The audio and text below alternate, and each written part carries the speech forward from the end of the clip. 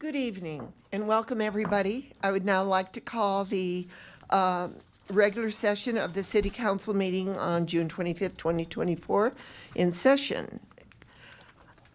You can view this meeting can be viewed at the city's YouTube channel. However, our live stream is not working, so we cannot view it on our live stream. City Clerk, is that true, or is LPM still live streaming it? Mayor, I believe LPM's live stream is just fine. Okay, thank you. Yeah, So thank it's internal that we can't view it. So the Longmont Public Media at longmontpublicmedia.org/watch is live streaming, so you can see it there. You can also see it on the city's YouTube channel or on Comcast channels 8 or 880. May we have the roll call, please? Absolutely. Mayor Peck? Here. Councilmember Christ? Here. Councilmember Hidalgo-Faring? Here. Councilmember Martin? Here. Councilmember McCoy? Present. Councilmember Rodriguez? Here. Councilmember Yarbrough? Here. Mayor, you have a quorum. Thank you. So stand for the pledge. I pledge allegiance to the flag of the United States of America and to the republic for which it stands, one nation under God, indivisible, with liberty and justice for all. We did it for ongoing. As a reminder to the public, in accordance with the City Council's rules of procedure, the rules for providing public comment are as follows. Only Longmont residents and employees of the City of Longmont may speak during first call public invited to be heard. You must provide your address on the sign-up sheet before the meeting, or I will not call your name. Each speaker is limited to 3 minutes, and anyone may speak on second reading or public hearing items, and you are asked to add your name to the speaker list for that specific item before the meeting. Anyone may speak during final call public invited to be heard. Members of the audience shall refrain from disruptive, vulgar, or abusive language, applause, heckling, or other actions that interfere with the orderly function of this council. The chair may recess or call to adjourn the meeting after 3 attempts to maintain the orderly function of the council. May I have a motion to approve the June 11th meeting? I move that we approve the regular session of June 11th, 2024. Second. Okay, those minutes have been moved to approve by Councilor McCoy, seconded by Councilor Christ. Do we have any discussion? Seeing none, let's vote.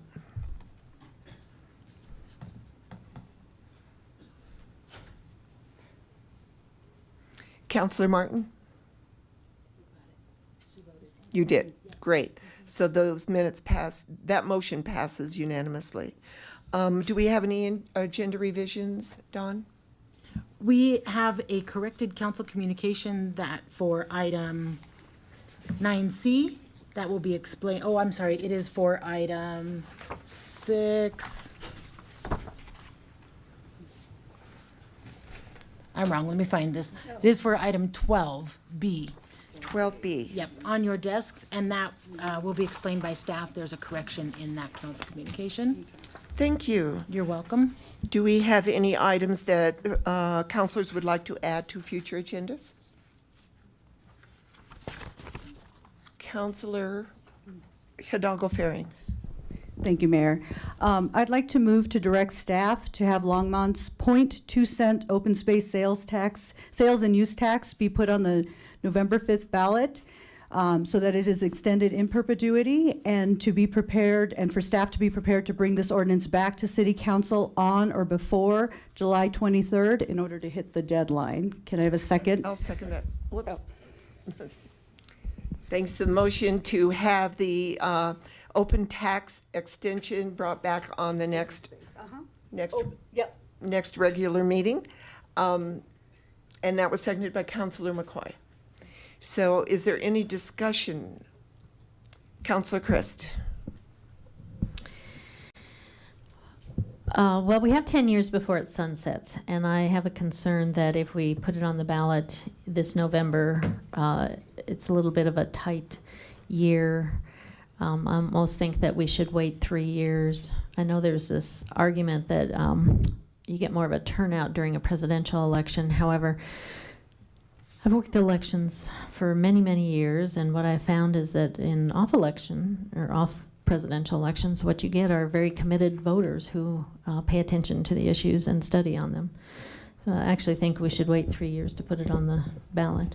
Okay. Counselor McCoy. Oh, Thank you, Mayor Peck. Well, I'm the opposite there. This is so important. We need to make sure that we have, if it doesn't pass, then I think we need to have the time so that we can try and move it in that direction again at some point, or a future council. So that's why I'll be supporting it. Counselor Hidalgo Faring. oh, it ended up turning off, sorry. I think we switched at the same time. So, thank you, Mayor. So I would like to get into detail as to why I brought this motion forward. It was 2 weeks ago now, when we attended the open space field trip, I had the opportunity to speak with staff. And really, how they're planning is, the range is between 5 to 10 years out. And how, as we're looking at sustainability and acquiring of new land, there has to be some kind of certainty that any land that we acquire, if we attempt to have future requirements, or even sustaining the land that we have, being able to have something set in place so that staff can make appropriate adjustments and plans moving forward. So it was less about putting it on in a presidential ballot. It was more about the planning that staff needs in order to be able to sustain our existing land and look for future acquired land. So, I was kind of looking, I didn't realize how far in advance they have to set those plans in motion as far as, the remediation of the properties. So that was one of the big reasons why I thought, you know what, we need to bring this in now, sooner rather than later, and then it gives us a chance to redirect in the event it doesn't pass, which I hope, considering it passed back in 2014. So it's not any kind of increase to taxes. We still have until 2034 before that ordinance, before it sunsets. So there is no impact financially to any resident right now. And then what they'll see beyond 2034 is, if it passes, that it'll be the same as what we've been accustomed to for the last 20 years. Thank So you. that's Counselor Martin. Thank you, Mayor Peck. I agree with the long-range planning argument very strongly. On the other hand, and I think we heard some arguments against this last time we talked, but maybe it could be dealt with as a matter of proportion. We don't seem to have any change in ballot language about how much of this tax is earmarked for land acquisition as opposed to how much is earmarked for the maintenance and curation of the open space portfolio that the city of Longmont owns and will own, which is quite extensive. And I've been learning that the public doesn't really understand how extensive it is in most cases. So I am concerned, and maybe Mayor, you can clarify this, or someone can clarify this, whether we have an opportunity to alter the language of the tax to discuss the proportions or the goals of the size of the open space portfolio and how much we invest in the management of the land, which is, I think, the more important aspect of our open space portfolio at this point, because compared to the size of the city, our existing portfolio is quite large. So does either the staff or the mayor have something to say about that in terms of process? Will we have a voice in the ballot language? So those are good comments, Counselor Martin. from my opinion is that we don't know in the future if we're going to acquire any more open space or not. But all the land that we own needs to be maintained. The cost of maintaining it might depend upon how we maintain it and what we do with it. There are conversations that I've had with city manager about how do we maintain that open space for fire mitigation. Is there a possibility, and I am a great lover of our goat mowers, and so are the kids. What do we want to do with it in the future? Is it open to farming? Is it open to leasing it for other natural activity?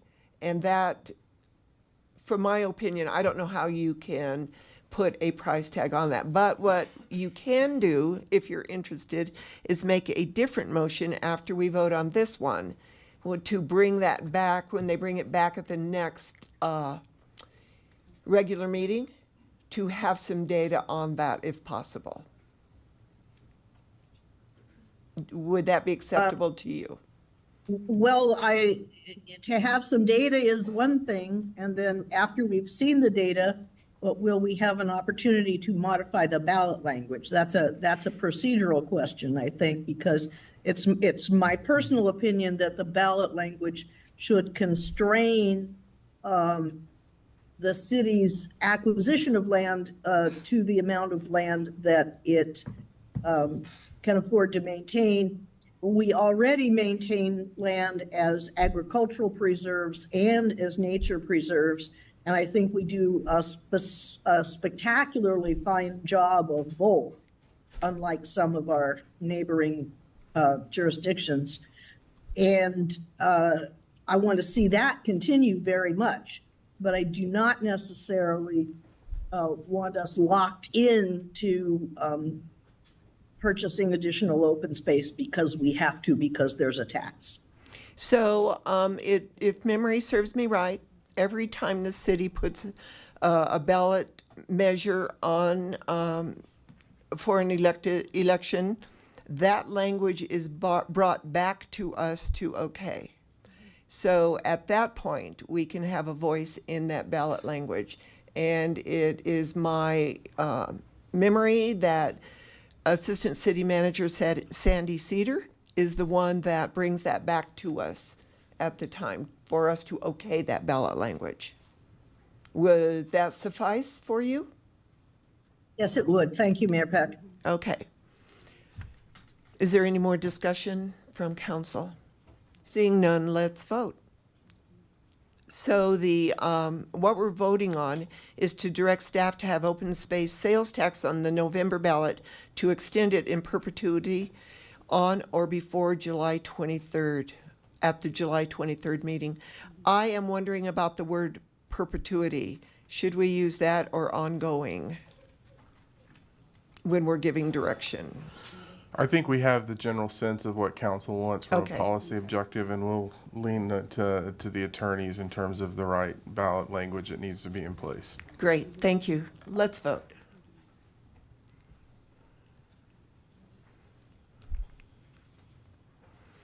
So that carries 6-1 with Councilor Christ in opposition. Thank you. All right, we are now at the city manager's report. No report, Mayor and Council. Thank you. We're at the special reports and presentations, and we have an award. It is the City of Longmont Life-Saving Annual Presentation for members of the Longmont community who performed life-saving actions in 2 recent critical incidents. Point of order. I was going to introduce another motion based on the way Mayor Peck answered my question. And we've moved on so fast that I did not have an opportunity to do that. Okay, thank you for that. Go ahead with your motion. Thank you. I move to direct staff to return data about the existing costs of maintaining versus acquiring open space out of the open space fund for a period of time that it deems appropriate, such as 5 years, so that the council has something to base possible modifications to the ballot language on before we make the final referral of this this tax to the November ballot. I'll second that. All right, it's been seconded by Counselor Hidalgo Faring. So let me see if I can restate that correctly, Counselor Martin. Counselor Martin made a motion that at the July 23rd meeting, when we bring back the discussion or the motion. Ada, Oh, what would I do without you? The motion was to direct staff to return data about the existing costs of maintaining versus acquiring open space out of open space funds for a period of time, such as 5 years, so council has something to base possible modifications to ballot language on before referring the question to the November ballot. Whew, that was a long that's one. exactly right. She's good. Is there any discussion about this motion? Seeing none, let's vote.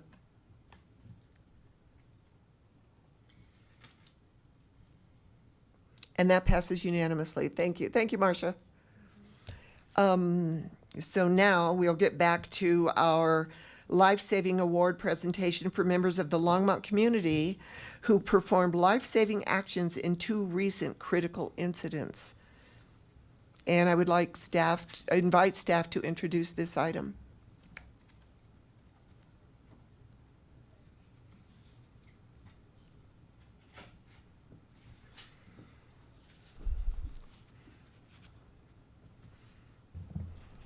Welcome. Thank you.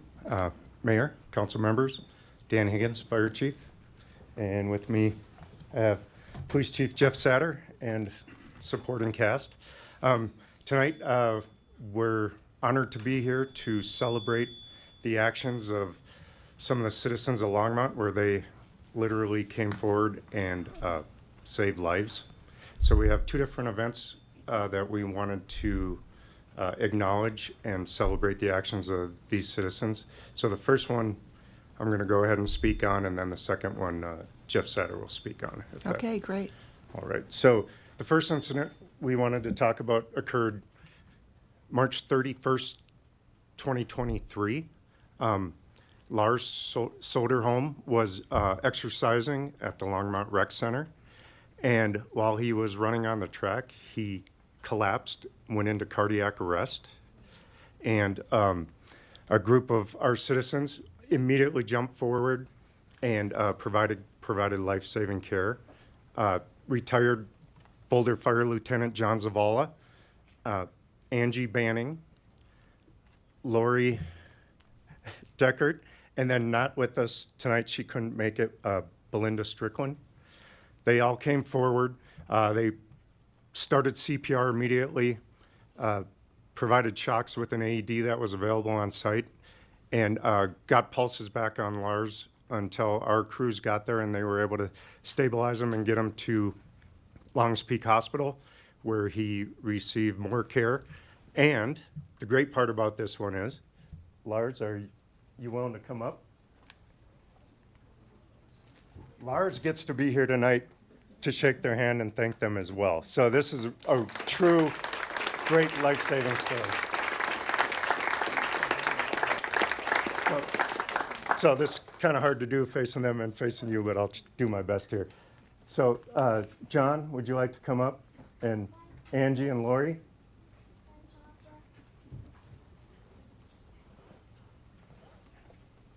So they got to re-meet Lars as well, so that's a nice thing too. So they were able to have some chats this evening. But so we have a Citizen Life-Saving Award that we're going to present to John tonight, and I apologize, we didn't get the 2 for Angie and Lori, so we will get those to them.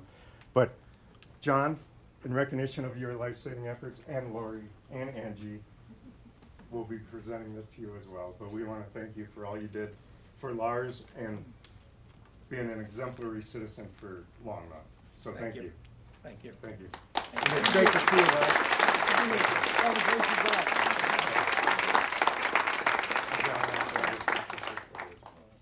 Thank you. Thank you. So now I'm going to pass this off to Police Chief Jeff Satter. Oh, pictures? All right. Can't forget the photo. Absolutely. Everybody, will you please come back? Photo ops are my favorite thing, so we have to do that as well, so. So where would you like us in It was front? by the grace of God that it happened. There were 4 angels that arrived just in time. Yeah. Where do we take, oh, over there.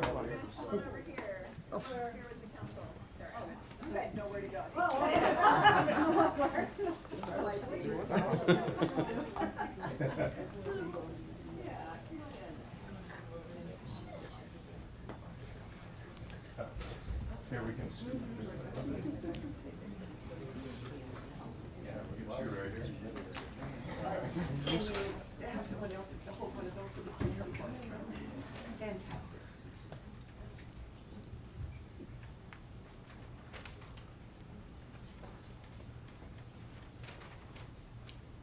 Everybody over here. One more. Thank you. All right. How about a round of applause? Thank you.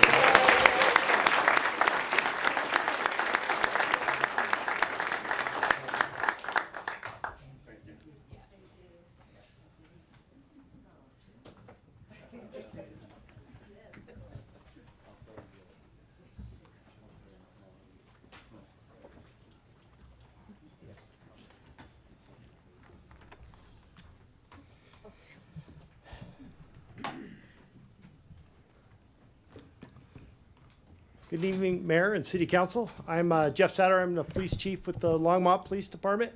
Up here with me is Jason Moltrud. Also, Cooper Arvise is in the back there. He nominated the flight crew. But this story is about an incident that occurred on March 20th of 2024 at 1:35 in the afternoon in Northeast Longmont. At that time, a suspect shot his wife in the driveway of her home in front of her kids. And without the assistance of a neighbor, William Osborne, Carl Veach, and later I'm going to introduce the flight crew, Samantha Poyer, and flight nurse Kaylee Nicholson, and flight paramedic Chris Scott. She probably wouldn't be here today. We also have some of the paramedics that responded from Station 3. I understand another station, was it 1? Also responded that day. And just a lot of great work went into saving this lady at a very critical time. And if it hadn't happened again, it would have been a whole different story. So William Osborne is here. He came to aid, and as did Carl Veach. And this is before the suspect was apprehended. So they didn't know. They ran over there risking their safety. They ran to her aid, provided immediate care to her that helped stabilize her until fire paramedics could get to her. She was transferred to a hospital, and then the flight crew was asked to respond. This was a very difficult transport because her injuries were so significant that it was a very risky maneuver, but they stepped up, they got her to Denver, and she continues to thrive today. So if I could have Carl Veach, William Osborne, Samantha Poyer, am I saying that right? And Casey Nicholson and Chris Scott. And I understand Samantha can't be here today. So if you guys could come up. And I also have a guest today. If Nicole, Elam, and Ella would like to join us. she's here today, the victim of this shooting, and she's gonna give the awards.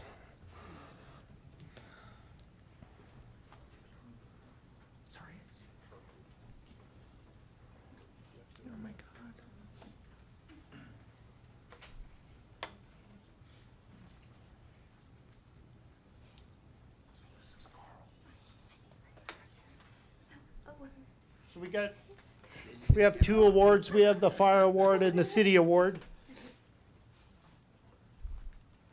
And then we have an award for William Osborne from Police and Fire.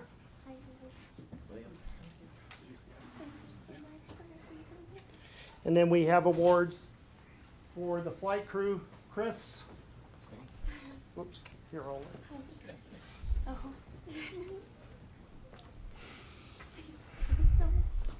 And Keely? Whoops, here. I said I'll let you do it, and then Oh my gosh. Look amazing. so, and if we could get a quick picture too.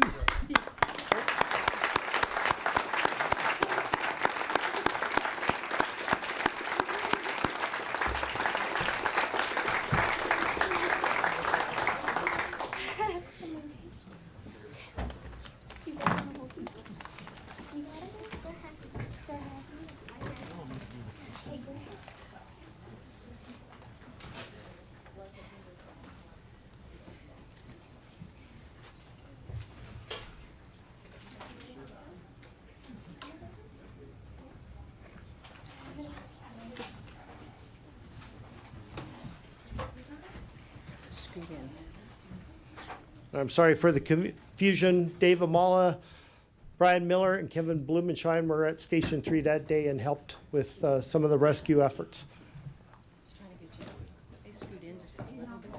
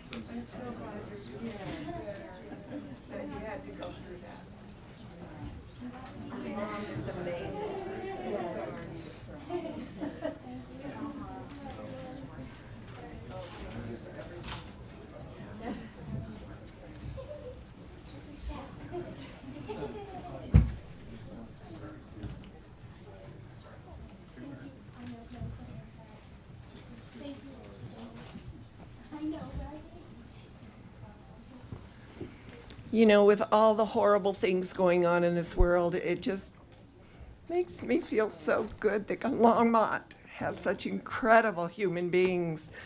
And I think that we forget about that. We have to remember every day that we are a good community.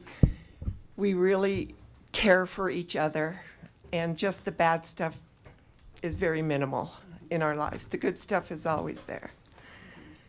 Oh. Now back to business. The next thing on our agenda is a proclamation designating June 2024 as honoring Juneteenth month in Longmont, Colorado. And I would like to invite Nick Elg and Councilmember Shakita Yarbrough and Polly Christensen to accept the proclamation and say a few words. Yeah. So here's the proclamation. I haven't read it yet. This is a proclamation designating June 2024 as honoring Juneteenth month in Longmont, Colorado. Whereas Juneteenth, also known as Freedom Day, commemorates the end of slavery in the United States and celebrates the spirit of resilience and determination of Black Americans who have overcome centuries of oppression and discrimination to shape our nation's history and culture.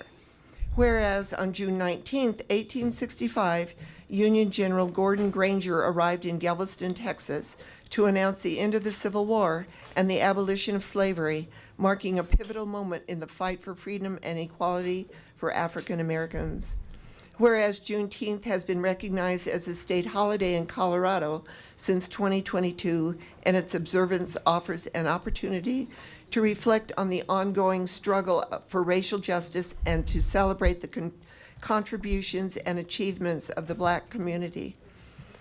Whereas the Juneteenth holiday in Colorado is a time to honor the legacy of Black Americans, recognize their significant contributions to our state's history and culture, and acknowledge the ongoing challenges and barriers they face. And in 2023, Boulder County honors the contributions specifically of Black Boulder County residents. Whereas Colorado's Black community has a rich and diverse history, from the pioneers who settled in the state during the 19th century, to the activists who fought for civil rights during the 20th century, to the artists, athletes, and entrepreneurs who continue to make their mark today. Whereas we must continue to work towards creating a more equitable and just society for all Coloradoans, and recognizing the contributions and struggles of the Black community is an essential step towards achieving that goal.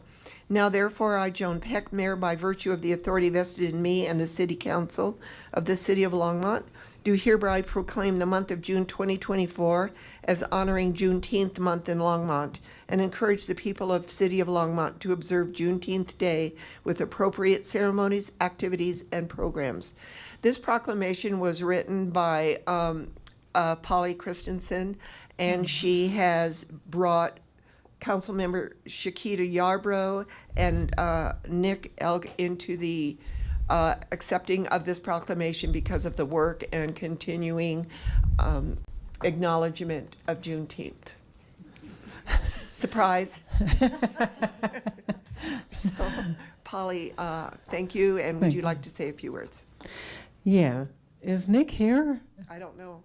She's supposed to be here. Well, anyway.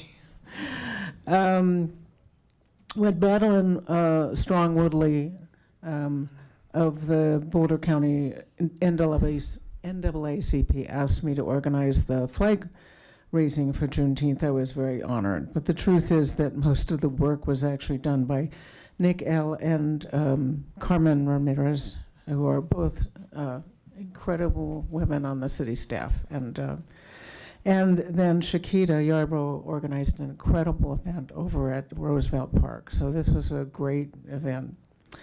I would like to say a few words. So June 19th, 1865 was the end of slavery in the United States, but it was the beginning of freedom and the beginning of America becoming the land where life, the liberty, and the pursuit of happiness had meaning for every American. It was made possible not just by passing laws, but by federal enforcement of those laws. Just as Colonel Major Granger and his 2,000 soldiers enforced the Emancipation Proclamation, so too was school integration by Little Ruby Bridges and many others, only made possible by federal enforcement of integration laws. Today, fair elections are only made possible by federal enforcement of voter laws. Juneteenth reminds us all Americans, how grateful we are to all of those before us who died for our rights. Thank you for Shakita, for Sandy Cedar, who helped organize it, for Dawn Hugentana, who helped move it along, at least the proclamation. Anyway, and thank you for this. So, would you like a picture? Would you like a picture, Polly, and Shakita? Sure. Why not? I would like We're Nick to camera be friendly here. tonight. Sure.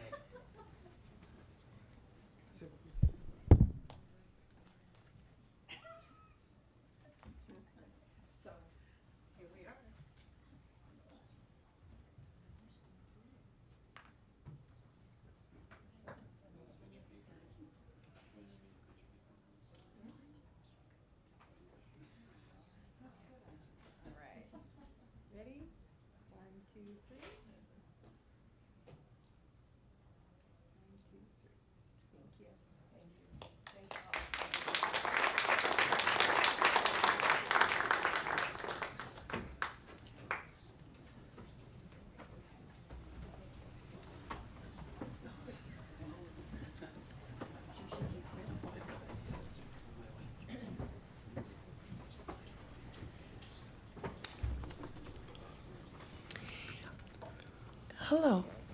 So I see that our CFO, Jim Golden, is up here ready to give the presentation of the City of Longmont's annual comprehensive financial report and independent audit for 2023.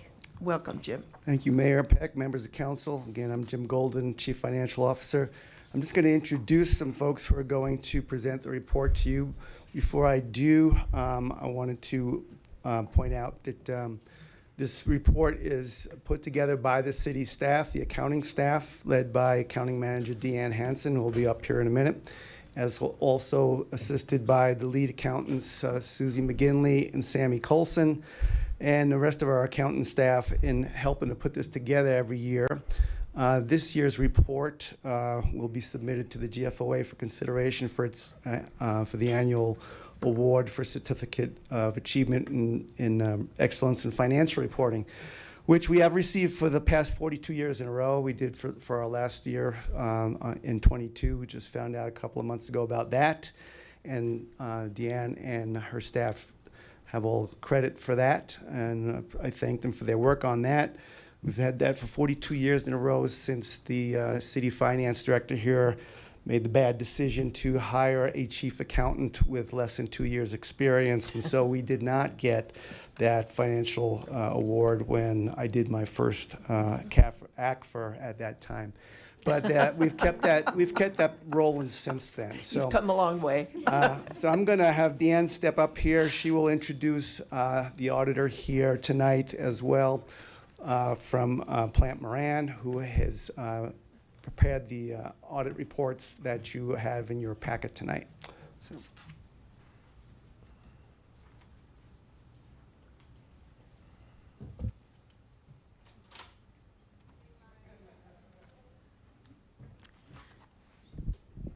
Hi, Mayor and the rest of council. I appreciate you having us here tonight.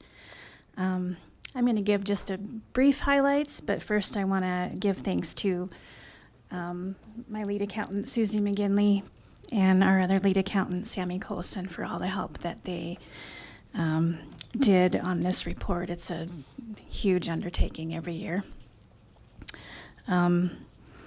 So the city engaged Platte Moran to perform the audit. William Brickey and Josh Eady were the lead audits on this engagement. Tonight we have Jamie Essenmacher here. She's a partner with the Denver office, and she will present the auditor comments and respond to any questions that council may have. So the city finished 2023 with a total net position of $1.557 billion. The government activities making up $646 million of this, and the business type activities making up $910 million of that. That's an increase in net position of $100 million from 2022. You can see financial highlights associated with the citywide net position in the management discussion and analysis starting on page 29 of the ACFR.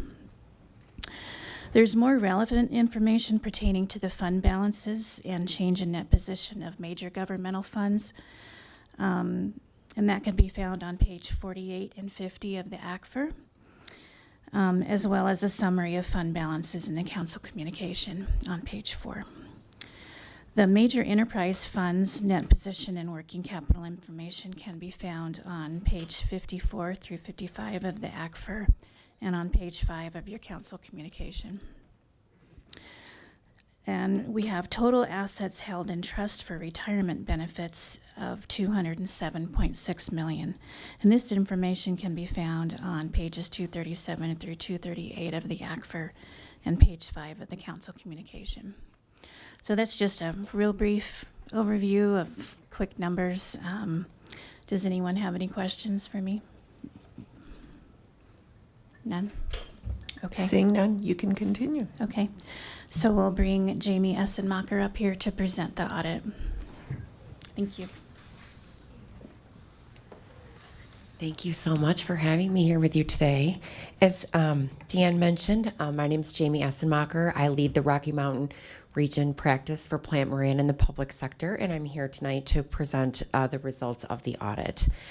So in your board packet, there were 3 key deliverables as part of our audit, which would include the financial statement opinion within the ACFR, which is the large document that Deanne referred to, as well as the single audit opinion letter and results, which is the audit of the federal grants that the city has, which is a compliance audit, and then the end of the audit letter to City Council, which includes some highlights and required communication that we're required to have with you as part of the audit process.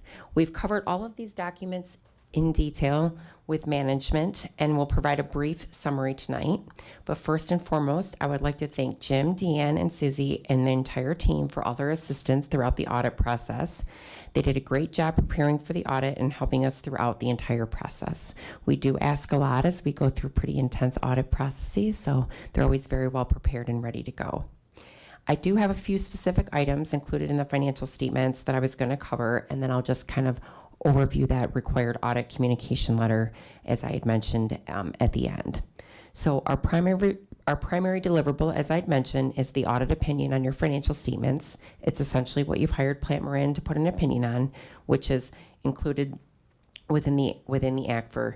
The city has received an unmodified opinion on the financial statements, which means the statements are in compliance with all rules and regulations and are materially correct in accordance with generally accepted accounting standards and accounting principles. This opinion does not speak to the financial position of the city, but rather provides assurance to you that the numbers are materially accurate. In addition to the financial statement audit, as I had mentioned, we do a compliance audit on federal grants that are required if the city receives over $750,000 in federal grants.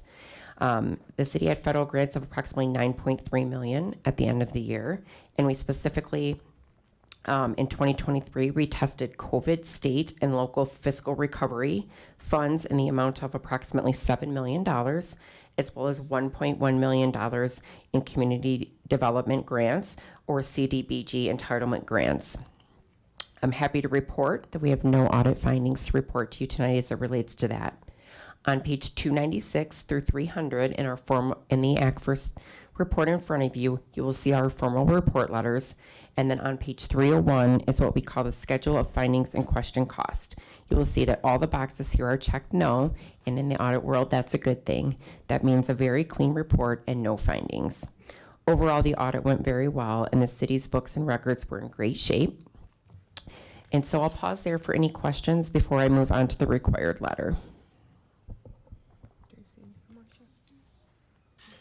Seeing none. Okay, Thank you. You're welcome. So real quick, just to cover this here. So we do have a few in this letter, the required audit. We do go over our required communications, essentially kind of reporting on various results of the audit, our responsibility, the city's responsibility, as well as there were no changes in the plan scope and timing, looking at some qualitative aspects and significant estimates as we went through the audit process. And we did, there was one adoption of what we call GASB 96, which are related to subscriptions. It had a very immaterial impact on the city as well. So no significant changes to the financial statements, no difficulties, no disagreements, no adjustments were identified, and no significant findings or issues. So again, overall, very clean report here. Very happy to work with the city. And thank you again for your time this evening. Thank you for all the work you did on this. Thank you.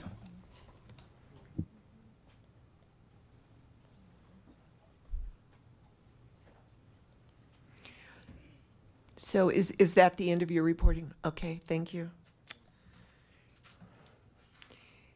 You know, council has been here since 5:15, so I'm going to ask them if they need a short break, bio break. Anybody? We're good to go. So the next thing on our agenda is the Platte River Power Authority's 2024 Integrated Resource Plan.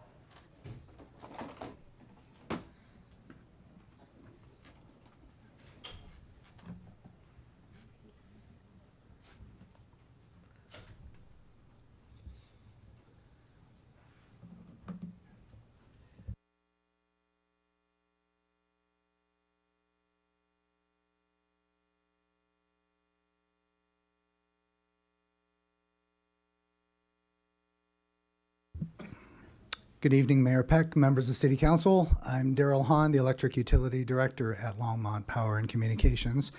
Thank you for giving us some of your time tonight. We're happy to invite Platte River Power Authority back to present their integrated resource plan. We have a couple of folks here that they'll introduce themselves here, Jason and Raj. I just want to reinforce some of the messages that I have brought to you before, and that is that we are closely collaborating with Platte River in pursuit of our 100% renewable energy by 2030 goal. As I'd mentioned back in April, I think it was, achieving that goal is not going to be something that Platte River does completely on their own, and it's not something that we at LPC will do on our own. It's really a collaborative effort. So we will be doing some pieces, and we'll be coming back to you to talk to you about that. But tonight, Platte River is mostly going to focus on the things that they are doing in pursuit of that goal. So they have a lot to say, so I'm not going to talk too much more. Happy to introduce Jason Frisbee, CEO of Platte River Power Authority.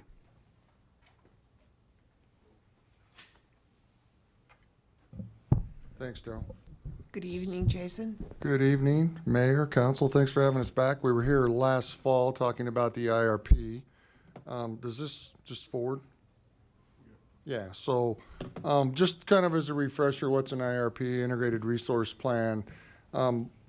It's required of us because when Platte River was formed, you all and the other 3 owner communities transferred your hydro allocations to Platte River to manage. That was the first resource we actually had, was hydropower, and we still have it today, obviously. And Western Area Power, who administers that plan, requires us to do a 5-year IRP. But that's not really why we do it. I mean, we do it as a procedure in a process to plan.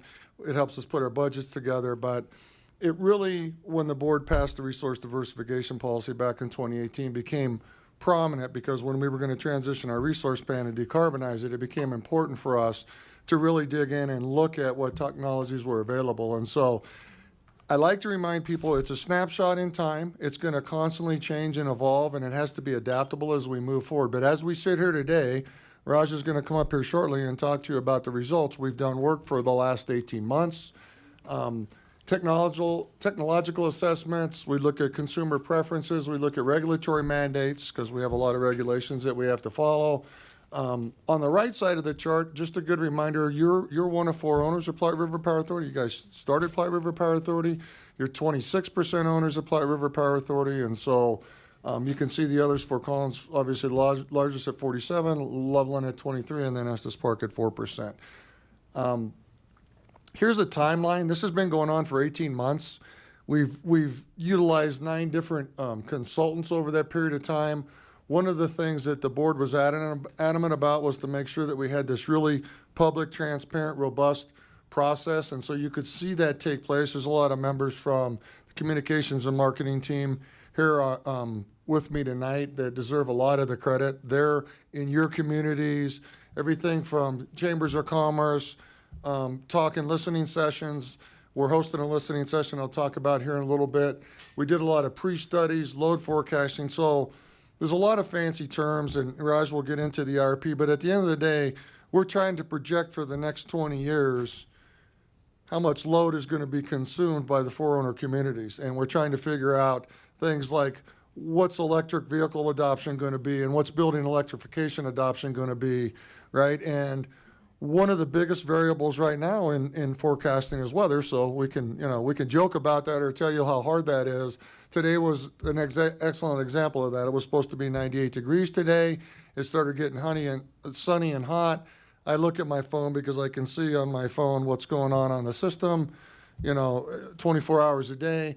And it looks like you would bet that, we're going to set a new system peak and all of a sudden some clouds roll in and it knocks 20% of the load off. And I've got people on the desk trying to figure out, are we buying next hour? Are we selling next hour? And so I say all that to say we're trying to figure that out for the next 20 years. And so we're transitioning our resources. We have intermittent resources. It's much more difficult than it used to be with dispatchable resources. Dispatchable meaning we can just turn knobs up and down. Now we're trying to integrate in wind resources and other dispatchable resources to firm those up. And so it's much more complex. We're moving into an organized market. There's a lot of different aspects of this that are very challenging. From a community engagement recap perspective, I talked about this a little bit, but there were 36 different events, 9 just in Longmont here. There was actually an open event here at the Longmont Museum that we had. Very good turnout for. We have a dedicated microsite, prpa.org. You go in there, you can click on the microsite. You can see everything associated with the IRP. You can submit questions, get answers. We've had a lot of good feedback from that. We have a dedicated email address that people can submit questions to if they don't feel comfortable doing it in public or showing up at a board meeting. And we've had a lot of public education and media. In fact, I'm in the middle of a 6 series of articles of kind of setting the record straight on what's really going on at Platte River, what's happened since the board passed the policy in 2018, how many renewables have we added, why are rates going up, what's the challenge with that, what's the challenge with maintaining reliability, how we arrived at the decisions that we've made. There's another article coming out next week on the cost of making the resource transition. And then the final one will line up with the IRP that we're going to take to our own board here in July. Raj is going to make a recommendation for the board's approval. With that, I will invite everybody here in the audience. We're going to have an open house final IRP report at there's a picture of it there, our engagement center on July 17th. I believe that's a Wednesday from 6 to 8. So it's kind of, think of it as our State of Platte River report to the community. We want to get that done before we actually ask our board to vote on that. Raj has a lot of information in detail. It's my pleasure to introduce him. He spoke before you before. He's very knowledgeable. We're lucky to have him at Platte River. He's your Chief Operating Officer, Innovation and Sustainable Resource Integration. He's going to take you through the IRP, and then we'll both be here to answer questions at the end. And if we can't get you an answer, we'll follow up, and I'll get a hold of somebody on my staff and make sure that you get answers to those questions. So with that, I'll turn it over to Raj. Jason is tall, so I have to get it back. Good evening, Mayor. Good evening, council members, and everyone who is here to listen to the Integrated Resource Plan 2024 by Platte River. So Platte River Power Authority has been looking at the next 20 years, and we are leading the clean energy transition.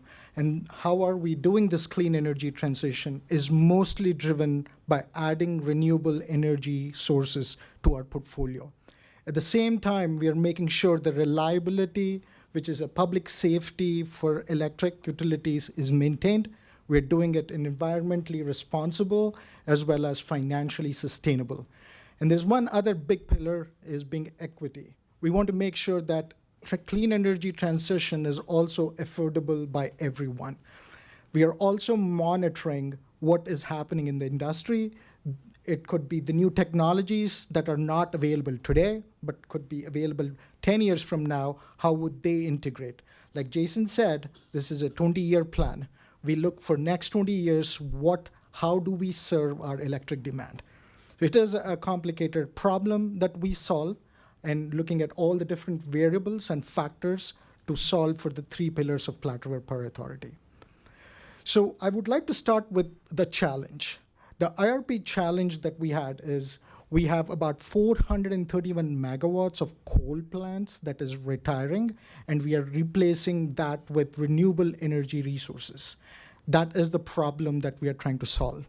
So if you look at the left side of this chart, there is one that says energy. In 2022, you can see that we were serving our energy from non-carbon resources, mostly thermal resources, coal, and to some extent gas units were serving our load.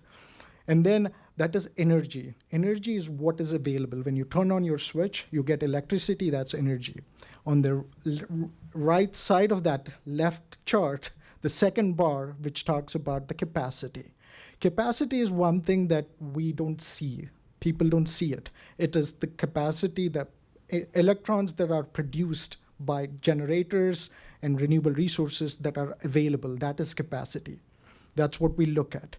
And what we are trying to do is to replace the 431 megawatt coal plant with 2 million megawatt hours energy and equivalent capacity with renewable resources.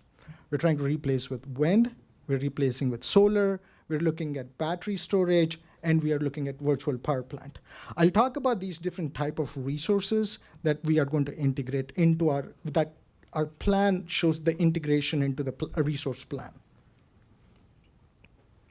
So I also want to touch on the energy versus capacity in resource planning. Like I said, I think most people understand energy production, what we are consuming. You get electric bill, it talks about kilowatt hour, it is what you use. And energy planning is where we can really make an impact on emissions. When we talk about carbon emissions, energy is the one where we make the biggest impact. When we talk about capacity, it is a different game because we are looking at maintaining sufficient generation to serve our electric demand at all times. We can't pick and choose when to serve. We have to be available 24/7, all day, all times. So, and on top of that, being a utility, there are certain rules and regulations that we have to follow. And one of the regulation or requirement is what's called planning reserve margin, PRM. What it looks as a good utility practice, you have to carry enough capacity on top of your peak load. And when we talk about peak load, it is the day when you have the highest electric demand, the hour that you have the highest demand for electricity. And that is referred as peak load. And we have to carry more reserves than the peak load so that the electric system, the utility, is able to manage. And then wind and solar, as you know, we don't control it. It's the weather, it's an intermittent resource. When it's windy, not too much wind. When it's wind is blowing, you get wind energy. When there is sun, you get solar energy. You can't really control when you need it. But when it comes to battery energy storage, it gives us the flexibility to store energy during the time when you have excess of wind and solar and shift it when we don't have it. But the challenge with energy storage, it's got a limitation on the number of hours you can discharge the battery. It's a battery, and you can charge it, and then you can discharge it. But there are other type of resources like a virtual power plant. And this is where the communities have to work together, all the owner communities of Platte River and the distributed energy resource assets, how they will be integrated into the resource plan is something that I'll talk about. And then finally, the thermal resources. Thermal resources are something that are available all the time. They're dispatchable. And that is why that is also a component in this integrated resource plan that I'd be presenting. A resource can be built for a capacity value and still not generate any energy. It sounds, why would we have capacity when we don't need for energy? It is the good utility practices, the reserve margins that I talked about, though, and other things that I'll talk, you will see why we need capacity in the system to manage the reliability of the grid. So going back to the IRP process, like Jason said, we did a lot of studies. We started with external studies. You can see on the left side, we looked at the power flows, we looked at the price forecast, we looked at how much reserves should we carry. I keep going back to this concept of reserves. The resource mix in future is going to have a lot more wind and solar. which is intermittent in nature, which is not going to be available all the time? How much more excess do you have to carry so that you can maintain the reliability of the system? We engaged an external consultant to look at other states, other independent system operators, and recommend what should we carry, how much we should carry. So based on our resource mix, they recommended that we carry 19.6% of reserve margins to manage all the wind and solar energy that we are trying to bring into the portfolio. And then we also looked at the resource costs. The resource costs are, one source was Platte River started the whole process with all renewable RFP. We wanted renewable resources in our portfolio. We looked at the costs that we received from all the renewable resources, solar, wind, and that was our first step. We actually we forced the system to only take renewable resources. That was our starting point. And then we looked at EPRI, which is Electric Power Research Institute. We also looked at NREL, which does the forecast of what the future costs of the solar and wind would be. We considered all that. And then the other piece is, the big piece, which is related to the communities and the customers, is distributed energy resources. At the core of distributed energy resources is building electrification that will happen, looking at electric vehicles that are going to come. So when we started this integrated resource plan, one of the big things that we wanted to understand is how many electric vehicles will be coming into the system. There are two problems. One is we need to forecast so that we can serve the electric vehicle demand. We also wanted to make sure to understand the different patterns of electric vehicles, when they're going to charge their cars, when they're going to discharge, and can that be a source of future energy? So we looked at all those items, and then we looked, and the link to the IRP is the load forecast. What are the new load shapes that we would expect with electrification, electric vehicle demand, and the distributed generation that we had to put in our electric resource plan? And the load forecast came out of that. We had a base forecast, a high forecast, and a low forecast. This is where we cannot forecast 20 years from now what would be the electric demand. We wanted to do some sensitivities. We wanted to see what is a normal adoption of all electric vehicles, looking at new resources. All that was considered, so we had 3 different levels of forecast. We also looked at what is the peak demand. Jason talked about today is a hot day. We were expecting to have a peak day, but didn't happen. So we had to consider that as well. We looked at the peak demand, how much is the maximum we would need, and how much is the average energy that we would need throughout the year. So those were the parameters that were taken in, were put into a model called Plexus.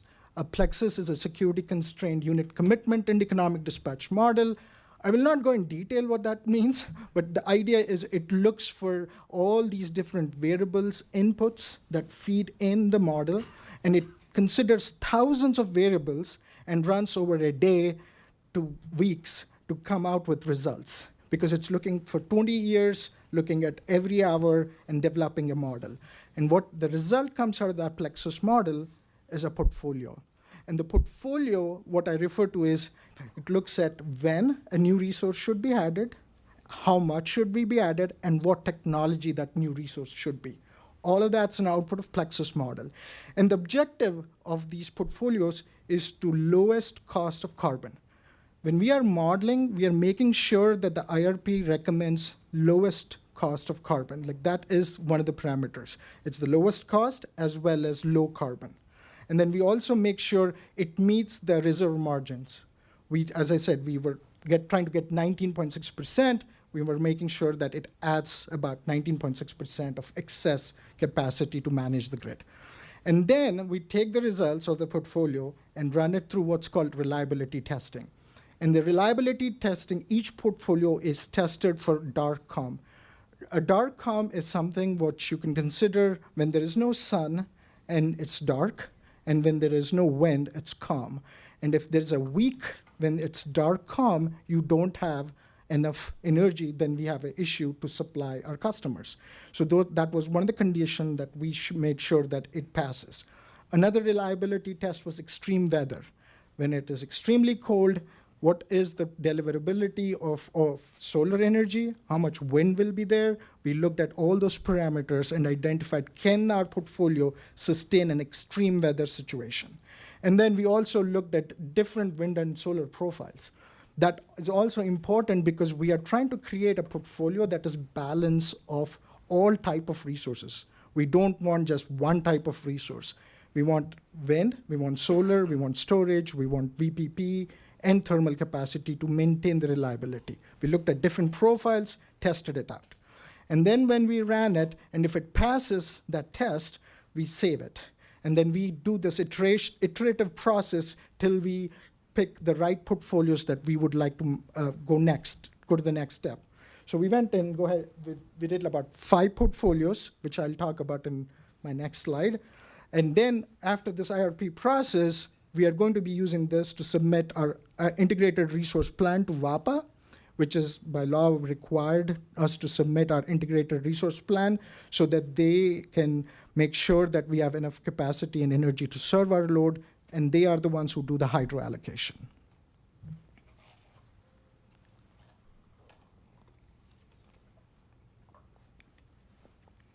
So electric IRP planning, I talked about electric demand.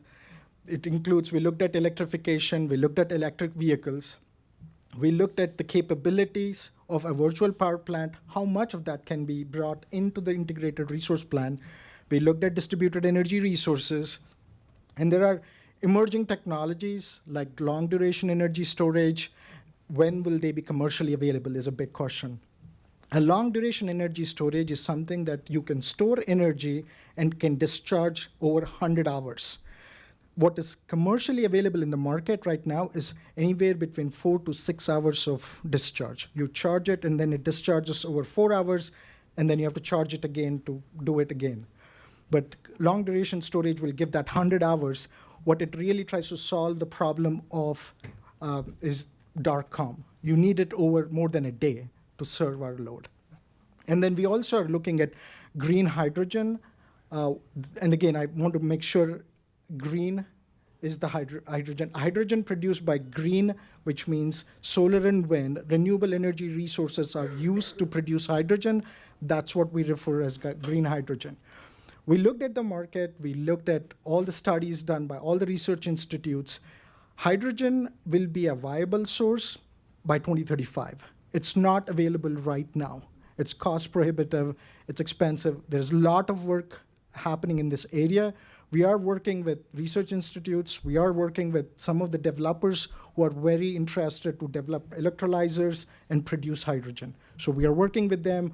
We have asked them, when can we expect hydrogen available? So 2035 is the timeline that we hear. And then we will be part of SPP, RTO West, which we call it as a market, but it is actually an independent system operator or a regional transmission operator. And then it will help us for renewable integration in the wide footprint that it will be part of. And that would be something that we considered into our integrated resource plan. And then coming to costs. The solar, I have few slides on the costs, but it is very important to understand that the cost that you are seeing, like Jason said, we started this process 18 months ago. When we started the studies, the costs were expected to be somewhere between $26 to $38 per megawatt hour, depending when we will integrate. And wind was going to be somewhere around $30 to $34 per megawatt hour, based on when we were going to integrate that resource into the portfolio. And there is other aspects, which is the dispatchable costs, 4-hour storage. And again, you see that as dollar per kilowatt month and not as a dollar per megawatt hour. And the reason is battery in itself does not produce energy. You have to store energy and then discharge energy out of it. So it is always referred as capacity, and that value that you see is dollars to bring in per month. How much would you pay for a battery? That's how you refer it. And then you obviously have the long duration energy, similar concept, but it is not proven, and we are seeing the cost to be around $2.5 million per megawatt. And for, I think the next one is a thermal capacity is about $1.5 million per megawatt. So these were some of the basic input assumptions that we took into the IRP plan. And then the first major is the electric demand. I want to say that electric demand is not growing as much. We are expecting a year-over-year growth of about 0.5% for energy, and we are expecting a peak load growth year-over-year by 0.8%. And these are the assumptions that we have considered for all the cities that we serve, and Longmont load is expected to grow around the same expected growth rate that we assumed in our modeling. In the left side is, again, the peak load, and the right side is energy. It's the load, peak load you would see by 2030. We're kind of 700 megawatts, and then we have energy also growing in that rate. That's what we're looking at. So the next one is the distributed energy resources. This is one area I want to thank Dave, Daryl, Susan, Hannah from Longmont. They are working really, really hard and working with us on distributed energy resources because they are at the core that will help us to fulfill our integrated resource plan. Again, this resource plan cannot be done without the city staff support. It is at the core of what we are trying to do, specifically on distributed energy resources. So when we look at the modeled in load forecast, we have modeled energy efficiency. Energy efficiency is all about saving energy and saving money. But when you talk about electrification, is actually shifting fuel from fossil fuel to something electrifying your house. That will also help to increase the demand, but allows you access to renewable resources that we are bringing in. So overall, it does impact in reducing carbon for the cities. And on the right side is the flexible distributed energy resources, which is part of a virtual power plant. Again, virtual power plant is distributed assets, which are distributed generation, demand response, and distributed energy storage. I'll talk about the distributed energy storage that we are working with Longmont staff, and the demand response is at the core where residents and the customers, based on their behavior, can impact how much electric demand we need. And distributed generation will be on-site, non-carbon generation that will also help towards the clean energy plan. And to help with all this, we already have Efficiency Works, and Distributed Energy Solutions is at the core.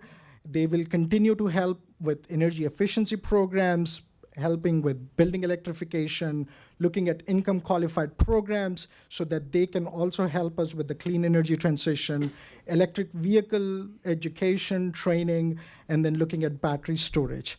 And commercial demand response and the residential demand response is also a part of this virtual power plant that we are trying to build with the support and help from Longmont staff. Now switching gears to the renewable costs. When we started looking at renewable energy in 2018, when our first IRP was done in 2020, you can see that the way the costs are moving up. It was pre-COVID. We were expecting prices to be somewhere around $20 to $26 per megawatt hour for wind. But what we are seeing now is the prices are 75% higher than where we started. So we are seeing the prices to be around $37 per megawatt hour for wind. And this is a big issue. It's not just our utility on Longmont. Everyone is dealing with this. Everyone is looking to integrate wind, and they are dealing with this. And we have incorporated these high prices in our resource planning. And on the right side is what we call an important concept is effective load carrying capability. This is a concept where if you add too much wind, you do not get a capacity credit for 1-to-1.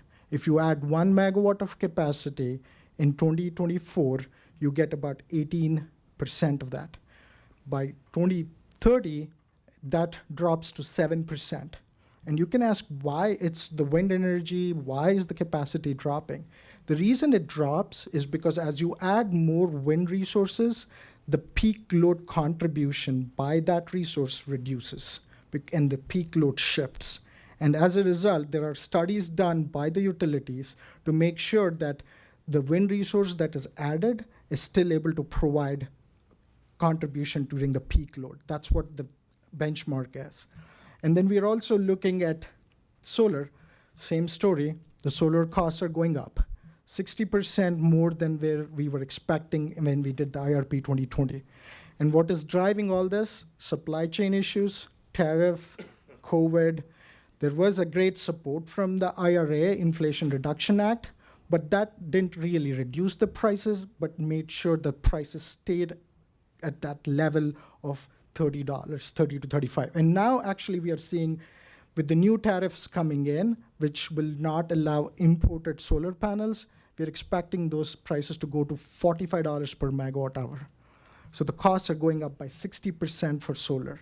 And we are modeling all these costs in our IRP, and we are looking at what does it do from a capacity standpoint. Same story, as you add more solar, you will get less capacity value. You start at 18%, you start at 55%, and because sun is available during the day, when the peak demand's there, you get 55%, but you add more of solar energy, then it is not contributing to the peak load, and that drops to 10% by 2030. This is a problem that you see in California right now, where they have added lots of solar energy and lot of residential solar, where you see this impact. They actually don't even get any credit from solar because middle of the day, they actually have more solar energy than they can consume. And as a result of that, prices are negative during the middle of the day because there is not as much electric demand. As a result of all this, we are modeling, would this be the right time for an electric vehicle to charge in the middle of the day, which is very counterintuitive. If you think why, when everything is, people are working, and why should be the demand less? But if you add more of one type of resource, you will start seeing this kind of impacts in the portfolio. And we modeled all this to make sure our plan is reliable and sustainable. Energy storage, again, energy storage is one area where we are seeing some price stability. We are seeing when we did the IRP 20, we saw the prices to be around $11 to $10 per kilowatt month. In the IRP 24, we are looking at prices between $12 per kilowatt month to $10 per kilowatt month. Again, storage gets higher ELCC, which means that when you start in 2024, if we add storage, you get about 90%, and by 2030, that drops to about 50%. Again, you add more of one resource, you get less capacity value. You still get energy, but not capacity. And that is the problem that we are trying to solve. So in the past, whenever we look at solving an IRP, we look at system reliability. The system reliability had only two components.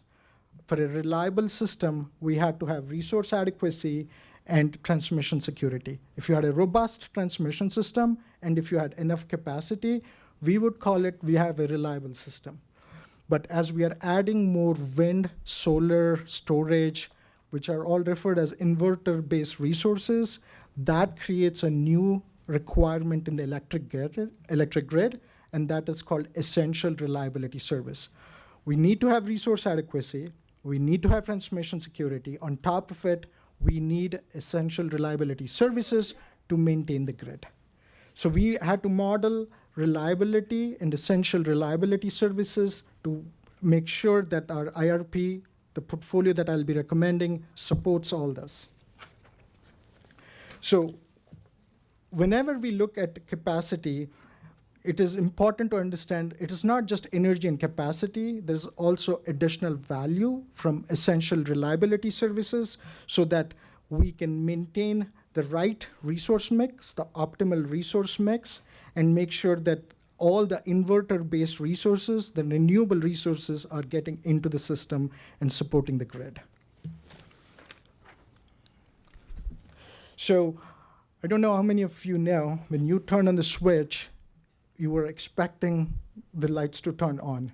But behind the scene, from just not energy and capacity, there are so many other things that are happening. From a millisecond level, where is what we call as inertial response. Anywhere within milliseconds to seconds, we have to consider primary frequency. We want to make sure that there is enough capacity. And then we look at what is called as, we want to make sure that if a unit is turned off or turned on, there's enough inertia in the system. Those are the things which we never talk about, but we had to consider this because we are changing the resource mix. We're going from thermal to more renewable resources. And the other type is operating reserves. These are something that looks from anything from seconds to hours. So these are different services that have been happening in the past, but that there was no visibility for those things. It was always there. We got it for free. But since now we are changing the resource type, we have to make sure that we have enough frequency response, we have enough operating reserves. And the other type is the voltage support and black start. These can be anywhere from milliseconds to hours. They are all different services that are needed. So far, we talked about energy, we talked about capacity, we talked about essential reliability services, we talked about electric demand and the costs that are going up. So those are the basic blocks to start our integrated resource plan. With the first one is the virtual power plant. We are looking at dispatchable capacity. Again, this is something that Longmont Utility is leading this effort. They are taking a look at the distribution system. They're collaborating with Platte River staff to help us with understanding what type of distributed energy resources are going to come, what distributed energy resource systems are going to come, because it is very important in future to have that collaboration, because we are looking at resources that are not controlled by us, they're controlled by God. They're available when wind and sun is there. So having that proper coordination so that we have enough capacity and energy to serve the load becomes very, very critical. We are making sure that all the systems will be in place so that they can provide, all the distribution systems are in place by the cities, and they can provide information out of those systems for us to consume and manage so that we can maintain the reliability of the system. And the ask here for the customers, the core customers, is to enroll in programs to participate in VPP, participate in being a good citizen of a green grid. What I mean by that is if you have an EV, if you have a residential solar, you have thermostat, if you participate and you participate in programs, that helps us to manage the flexible load that we need for this clean energy transition. And the other piece that we had is the hydro capacity. This was a great resource. I talked about WAPA, which is the Western Power Administrator, which provides hydro. And that hydro allocation, unfortunately, keeps going down. It has reduced considerably. And last year, 2023, it was a great year. We got a lot more than we were expecting. But in future, we are not expecting more than 70 megawatts of hydro capacity in the system. It is, they are asking us to solve this problem by ourselves. That allocation, lower allocation is also we are looking at how much more energy resources should we bring in the portfolio. And then we talk about thermal capacity. This is the last piece of what I call a balanced portfolio. A balanced portfolio, we are replacing coal with wind and solar. We are looking at dispatchable resources that will firm up our wind and solar energy. The firming of wind and solar is going to come from dispatchable capacity. We talked about virtual power plant, what customers can do and help us in the firming up of solar and wind. We talked about energy storage, where we can store and discharge, how that will help to the resource. And the third piece is the thermal capacity, which will also help accelerating wind and solar integration. And I talked about essential reliability services, ancillary services. A thermal capacity can support with those type of ancillary services. Long run, that will be a big resource that will be able to support the system reliability. And thermal capacity it's been proven. It's been there for a long time. It's a proven technology. We know their capabilities. We know how they perform in extremely cold weather, extremely hot. We know how they perform. That is the information we look for. And then it also, having resource diversity is a key point. Like I said, you cannot have one type of resource to solve all your problems. You want to look at solar, wind, and other type of resource so that you have a diversity. It's like your portfolio where you want to not put everything in one stock, but you diversify your portfolio. That's how we look at these things. And then obviously it has higher capacity value. And the reason why it has higher capacity value is because you can control when to turn on and turn it off. That is what it provides. And lastly, we have looked at thermal capacity that is going to be capable of running green hydrogen, making sure that it can run dual fuel, and we are making sure that can it run on renewable natural gas. So a resource that has some optionality in the future as well. So we are, as part of this, we're looking at if there is a possibility of a pilot to look at producing hydrogen and doing a blend and see how this asset will perform. So the idea of this integrated resource plan is to develop a balanced resource mix. So the 5 portfolios that we selected for integrated resource plan, one is no new carbon.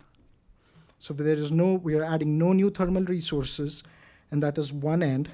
And then we looked at another portfolio where we are adding additional new carbon. So those are the bookends. In the middle, we have minimal new carbon, a carbon imposed cost, and an optimal new carbon. So as you would expect, the costs for no new carbon is really high. The cost for that is about net present value for 20 years, which adds no thermal resource, is $5.3 billion. So I'll do what I refer to as Frisbee math. If I were to say that convert, what does that mean to Longmont if we were to do no new carbon? That would come somewhere around $1.3 billion. That's the cost of no new carbon. And then if you look at other portfolios, you see a lot of convergence in costs, but those costs are, the optimal new carbon is around 700 million. That is what the gap. So for almost 50% less in terms of cost, you are achieving marginal improvement of a no new carbon. And what I mean by marginal improvement, if you look at the no new carbon line, the carbon reduction in 2030 is 126,000 carbon tons, and in 2035, it is 104,000 carbon ton reduction. But if you look at optimal new carbon, yes, it is higher. It's 241,000 carbon ton reduction, but by 2035, it does get to 74,000 carbon ton reduction. So what optimal new carbon does, it has an optionality to look for resources that come in future in terms of hydrogen. That is what can reduce carbon. If you go with a no new carbon right now, we want to solve all the problems in that. There is no optionality. If there is a change in hydrogen coming in, we cannot bring in because we have already integrated all energy storage in the portfolio. So what it means is in our no new carbon, there is no thermal resource. If there is no thermal resource, we're replacing everything with energy storage to maintain the reliability. The portfolio has a lot of energy storage. And our optimal new carbon has 200 megawatts of thermal resource, and it has about 123 megawatts of distributed storage, and it has got a balance of long duration energy storage. It looks at all these different components to make up that portfolio. It has the optionality to integrate future innovations.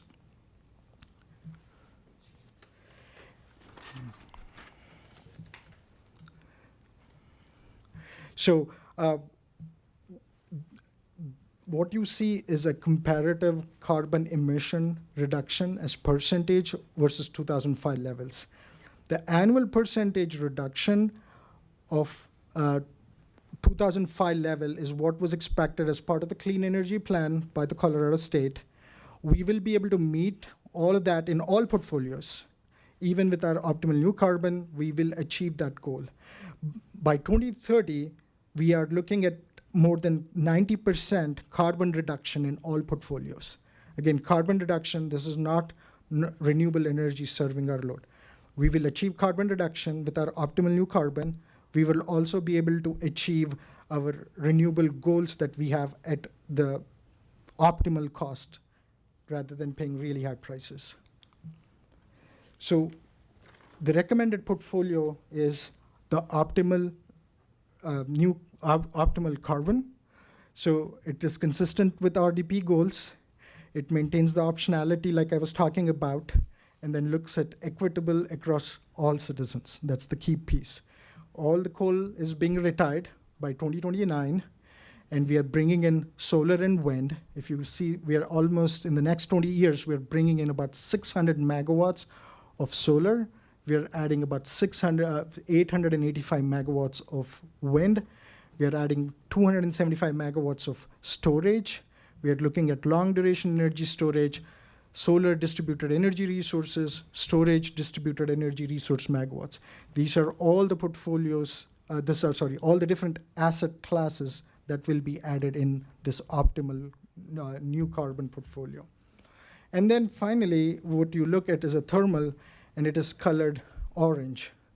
The idea why it is colored orange is as we are bringing in and as we see innovation and as we will be successful with our pilots on hydrogen, we are hoping to integrate that as a fuel source for our thermal resource, and that will also be a blend of hydrogen and gas to help us to maintain the reliability and still achieve our carbon-free goal.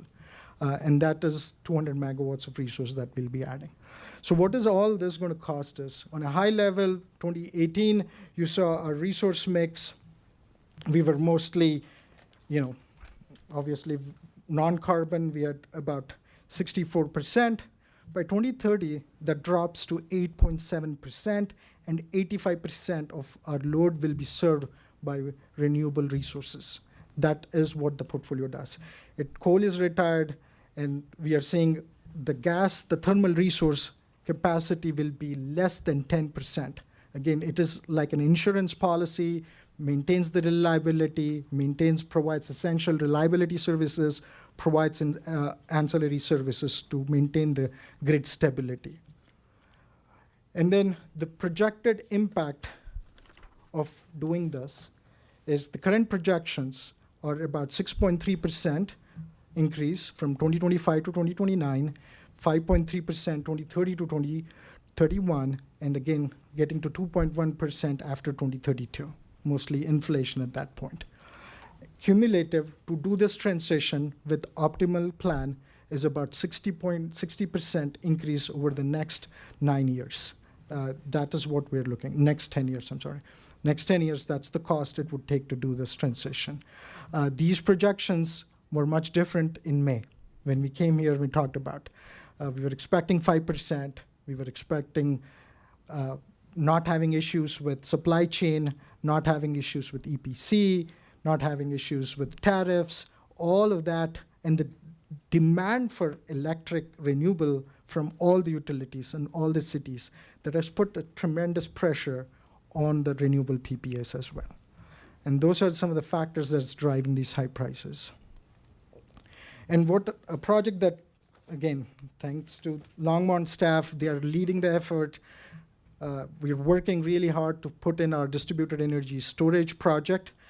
The idea with the distributed energy storage project, it will be at your community. You will be managing it to maintain the distribution reliability. Platte River can manage the bulk system reliability. It will also help with resource adequacy, and the market benefits can be also transferred to Longmont and other cities. So we are looking at Harvard Substation as a location and Meadow Substation as another location. This process we started this in 2022. We are in process of final vendor selections. We're doing development discussions, and we're hoping the construction will be next year, and 2026, we could expect a distributed storage at Longmont. And thank you to everyone. So, Dave, Daryl, everyone have been really helping with this project. Again, with all that, I thought it would be very interesting to take you to a day or a couple of months in 2030. If I were to time travel, this is how it would look like. If you look at January, and what you are seeing is that 24 hours. Everything you are seeing in green is wind energy. On a winter day, you would expect a lot of wind energy to be available. And what you see is most of the day, you are able to serve your load. And the load is the black line that you see. And the dotted is if you were to consider the community, the customer behavior, all of that. So black solid line and the dotted line is what the electric demand we have. In a winter day, everything is good, but when it comes in the evening, what you would see that you would start losing some of the wind energy, and in that situation, you would have to rely on other resources to serve. Fast forward to March, where typically you would see a lot of outage season. Again, most of the day you have wind and solar serving your load, but at the end of the day, in the evening, you start seeing wind dropping and you see there is no solar energy. And I don't know if I can point it, but I'm talking about the middle figure where you see the white gap. That's the problems that we are trying to solve. There is not enough wind and solar to serve those gaps. And you go forward, and if you think of, again, this is something in summer, most of the day you have your wind resources, you have a lot more solar energy coming up in the middle of the day, and then you suddenly see a drop in the solar energy, and that is another problem that you try to solve with your resources. And with any plan, because the plans are always good when we model, when it comes to reality, there are things that don't happen exactly the way we want to happen. We are obviously expecting execution risk. Can we acquire all the renewable resources? Because I talked about 600 megawatts of wind, 600 megawatts of solar. That is a risk when we are working with many vendors, many developers to mitigate some of that risk. But there's always a demand in the market for these type of resources that we have to work with. And then we are also looking at tariff and supply chain issues. That has been a big problem, and the cost of wind and solar energy keeps going up.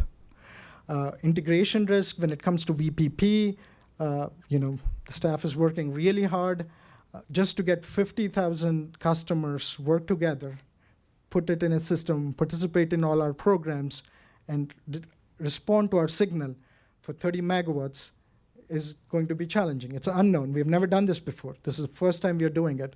So there's a lot of implementation and integration processes that we have to look through as we go. And then finally, how much is that flexible? A customer will sign up a program, but the customer is going to perform. And how do we use advanced technologies with AI, ML, and see what are the customer behaviors? Those are some of unknown things for us. But as we are going to implement these resource plans and execute them, we will learn a lot more. And then finally, the market risk. As we are adding renewable resources, everyone is adding. Tri-State is adding, Xcel Energy is adding. They're all adding resources. When you have too much of supply, what you would expect are the prices to be really low. When you are long and the prices are low, it's not good for you. And there is a possibility that they might even curtail us. And they meaning the independent system operator who is responsible to maintain the stability of the grid will curtail resources if they have too much of that type of resource and the demand's not there. And then congestion is another issue that we have to deal in the future markets. So this is my last slide. Next step, we are finalizing the IRP document.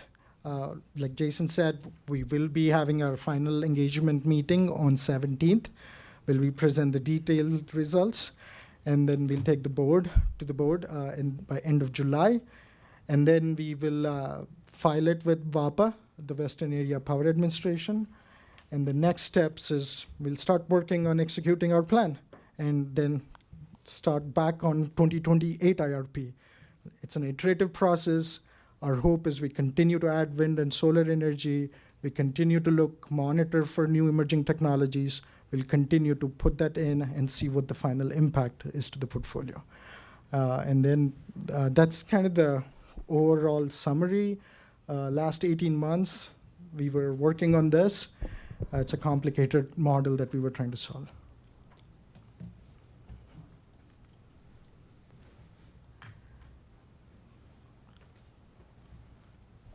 Now you need a break. That definitely was a lot. Are there any questions from counselors? I lost Counselor Martin's video, so I don't know if she has her hand up. Can you hear me, Counselor Martin? Yes, I think maybe Dallas was censoring my cat who decided to get in front of my face just then. But I don't have a question. Okay. I do want to ask for maybe a restatement of incremental capacity and diminishing returns there, because we're aware of the phenomenon data-wise, but it is a little bit counterintuitive when you see it happening. So Counselor Martin, because you didn't have your hand up, that was my question, and Counselor McCoy did have his light on, I'm going to go ahead and call on him, and I'll come back to you. Is that all right with you? Counselor McCoy. Thank you, Mayor Peck. Thank you for your presentation. It was very enlightening, but I had just something for clarification for the general public so they understand. When you're talking about virtual power plants, it's kind of like, if I'm understanding right, you're pulling from folks who have solar on their homes and stuff like that. Is that what we're doing? Or? So the easy way to think of a virtual power plant is a home that has thermostat, has got some capability of doing demand response, residential rooftop solar, and other DER assets, including electric vehicles. Getting all this into a program that can be controlled by, with permission from Longmont, how much is that available, so that instead of going to the market and buying at a high prices, we can rely on our local supply of this and make sure that we optimally balance the grid. That was my only comment. It wasn't, it just wanted to make sure that people understood what that meant. Yeah, again, distributed energy resource, residential solar. If you've seen my slide, I specifically, we modeled residential solar, residential storage. Again, I use the word distributed solar and distributed storage, which includes the residential solar. All right, thank you. Okay, Counselor Martin. Thank you, Mayor Peck. Two questions, one easy. You mentioned Longmont's participation in the program to have batteries at 2 substations. And is Longmont the only city that is doing that planning at this point, or are other cities also doing the same thing? And if so, where do they stand on the project? Other cities are also doing this. We are looking at 5 megawatts at each of the 4 cities. We are all doing it together. We are all at the same stage. We're looking at 20 megawatts, 5 megawatts at each of the 4 cities. This allows us to kind of look at distributed energy storage, integration, and timeline. But again, once we start it, it's not going to happen at the same time. It would be sequenced. We have to decide on a few things, and then we'll sequence one after the other as these projects will be done. That seems like a really large allocation for Estes Park compared to the ability of the city to swing its demand. How does that work? Yeah, so it's a very good question. When we look at Estes Park, they recently had a couple of outages that they were actually blacked out because of that. The idea with the storage is to locate at a location where it is critical load, hospitals and industrial facilities. 5 megawatts is not that high given if there is a situation when there is a blackout and critical loads need to be managed. So it's not going to do a backfeed, and we're not trying to, it is not going to be a microgrid. but mostly starting with the idea that the sizing of 5 megawatts was to match the critical load requirements in the event of a blackout. So in the case of Estes Park, it's because they only have one substation, they have a single point of failure. It's not so much for demand management, it's just straight reliability. Yep. Go ahead, Yeah, please. okay. So the other one is this matter of capacity and incremental capacity. Because although I just found the way it was stated kind of puzzling and counterintuitive. The way, if I add 50 kilowatts of solar capacity at my house, which it can't hold, but never mind. And my neighbor does the same thing, and my neighbor does the same thing. We have added 150 kilowatts of generation capability, but I guess the net incremental generating, effective generation diminishes as each increment of generation capability is added. Is that the way it works? So if you think an effective load carrying capability is more a wholesale grid problem rather than at a residential, at a distribution level issue. What is happening at the wholesale level is, as the balancing authority and the grid operator is trying to manage a peak load. Say the peak load comes at evening 4 p.m. And if we, actually let's pick 2 p.m. is the peak load when we were expecting. And if we add a lot, in your example, instead of kilowatts, let's assume we added 500 megawatts, we added 500 megawatts, we added 1,500 megawatts. So what has happened, it solved the 2 p.m. problem, but the peak load shifted to 4 p.m. because that's when sun solar energy is not available. That shifting from 2 p.m. to 4 p.m.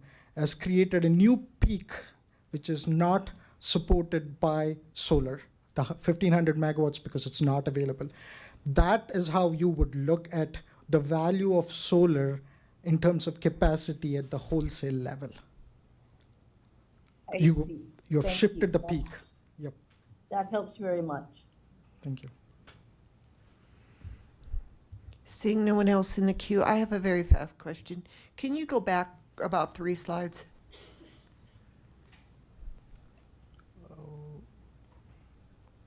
Tell me where to stop.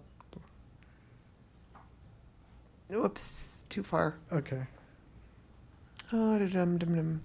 It's actually the one with the grid on it where, and the cost. Try one more.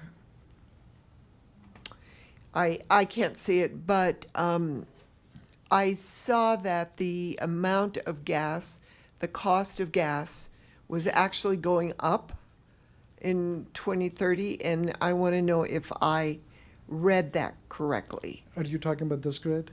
No. Okay. So can you repeat your question? I'm sorry. It looks like you mentioned that with hydro, it was going to be a mix of gas and hydro. Hydrogen. Hydrogen, right. Right. Why is that when we're trying to get off of gas? Are we going to convert the turbines to hydro at some point? So the aeroderivative turbines are going to be hydrogen capable from day one. Okay. They can burn hydrogen. At what point are we going to have it complete hydrogen? It doesn't seem like that's a very big mix in the portfolio. And So, okay, I mean, so maybe this is the grid. So you see the 200 megawatts in orange color that's getting added by 2028. By 2035, we are hoping that hydrogen hubs, similar to gas hubs, will be created where we can buy hydrogen, and that hydrogen will be a new source of fuel to burn in our thermal resource.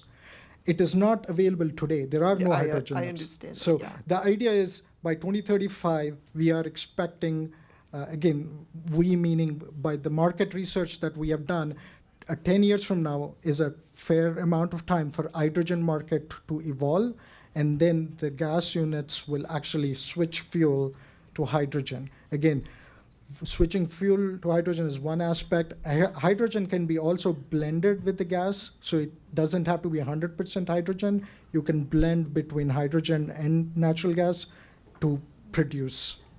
So that's kind of how you would look at. So it's dual fuel capable. You can blend two type of resource fuel type to run the unit. But do we have to blend it?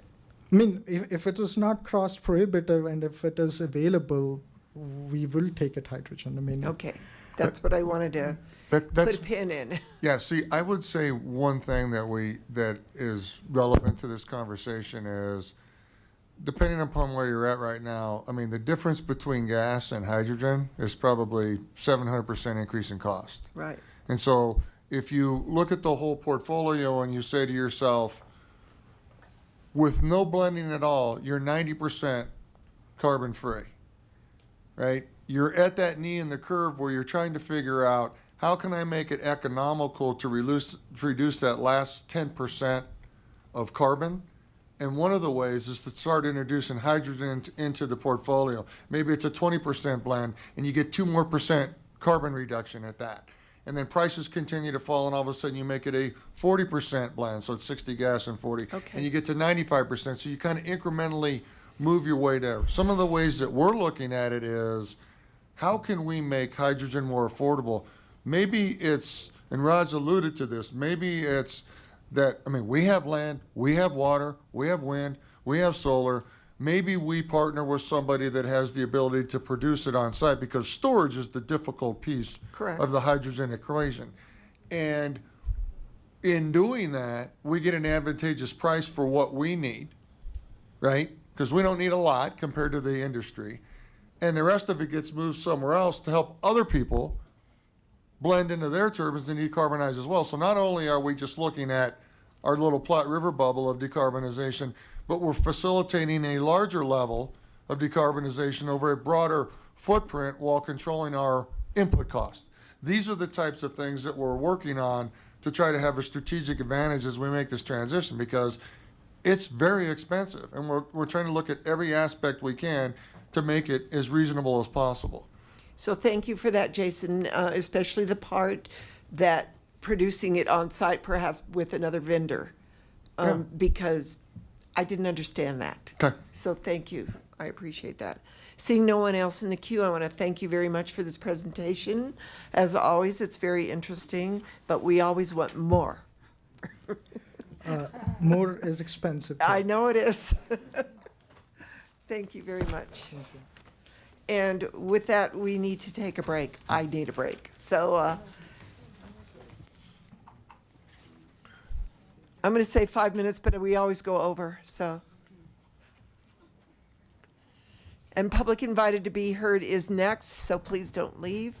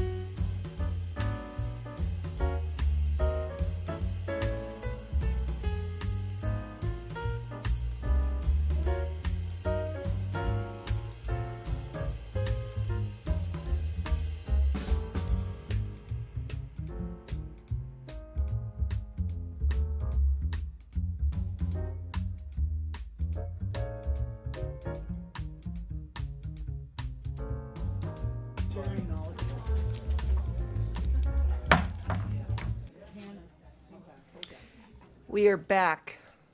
And we're back at the point that most of you come, which is public invited to be heard. So remember that we need to have your name and address on the sign-up sheet. And you have 3 minutes. So the first person on our list is Robert Morris III. I like that you put the third after your name. It's good.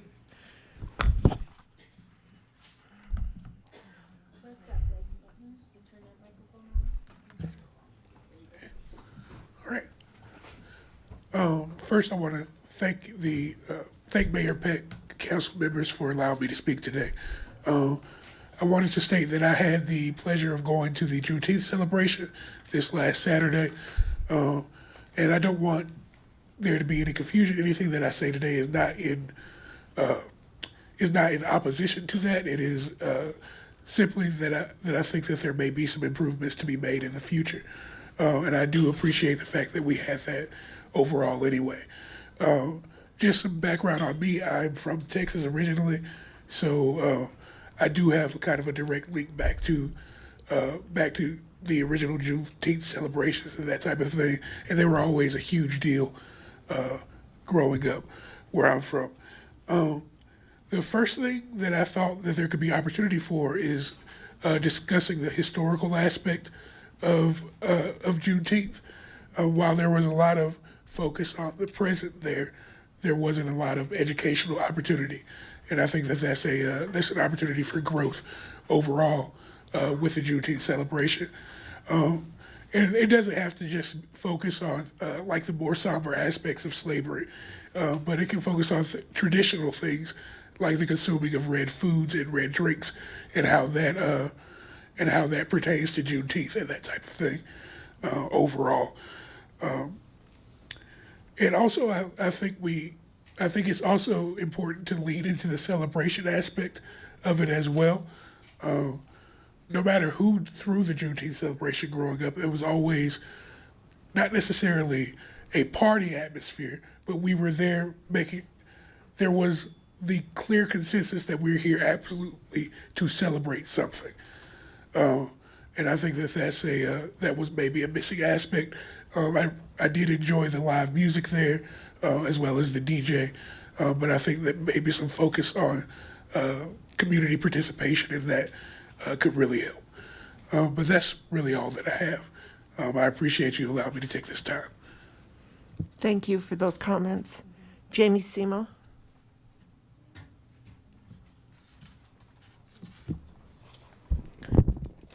Jamie Simo, 517 Independence Drive. Mayor Peck and City Council members, I am here tonight as a member of Stand With Our St. Vrain Creek and a friend of Open Space to formally ask that you place a measure on the November 2024 ballot making Longmont's open space sales tax permanent. Before I get into the rest of my comments, I did want to respond to Councilor Martin's comments earlier. In response to her comments, Danielle Cassidy mentioned last meeting that Longmont has acquired 70% of the open space property it will purchase. It is my understanding that Longmont does not buy open space just to buy open space. Otherwise, we'd have a lot more of it.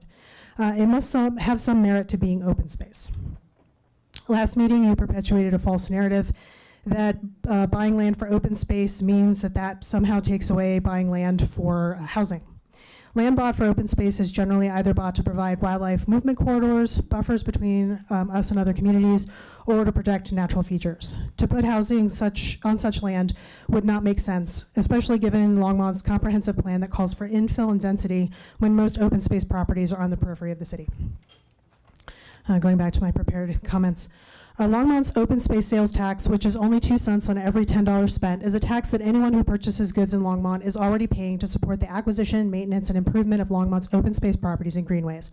It is not a new tax, and we are not seeking a tax increase. While this tax doesn't sunset until 2034, putting this measure on the ballot this November during a presidential election year will ensure that more citizens will have the chance to vote on it, as presidential election years historically have a higher voter turnout than non-presidential election years. If the measure passes this year, this will allow Longmont's Parks and Natural Resources Department to conduct more long-range planning without worrying that funding could dry up in the future unless the tax is further extended. If the measure fails, this also allows for residents to try again to make the tax permanent in another 4 years. Stand With Our St. Vrain Creek has worked tirelessly to bring this measure before the community, and we've gotten a tremendously positive response. We currently have 1,013 signatures on our appeal. They are largely from Longmont residents, but include others who may live and work elsewhere, but who also use Longmont's trails and open spaces and spend money within our community. We've collected these signatures at a number of community events, including Earth Day, Pride Fest, and Juneteenth. We have also secured unanimous support from Longmont's Parks and Recreation, Sustainability, and Water Advisory Boards for putting the open space sales tax on the ballot this election season. Climate change is only going to make our region drier and hotter, more prone to extreme weather, drought, and forest fires. Having a permanent source of funds to react to these challenges is vital. In addition, having a campaign to continually extend the open space sales tax is not a good use of time or money. Now's the time to secure our open space program's future by making our open space sales tax permanent. Thank you. Thank you, Jamie. Kat Bradley?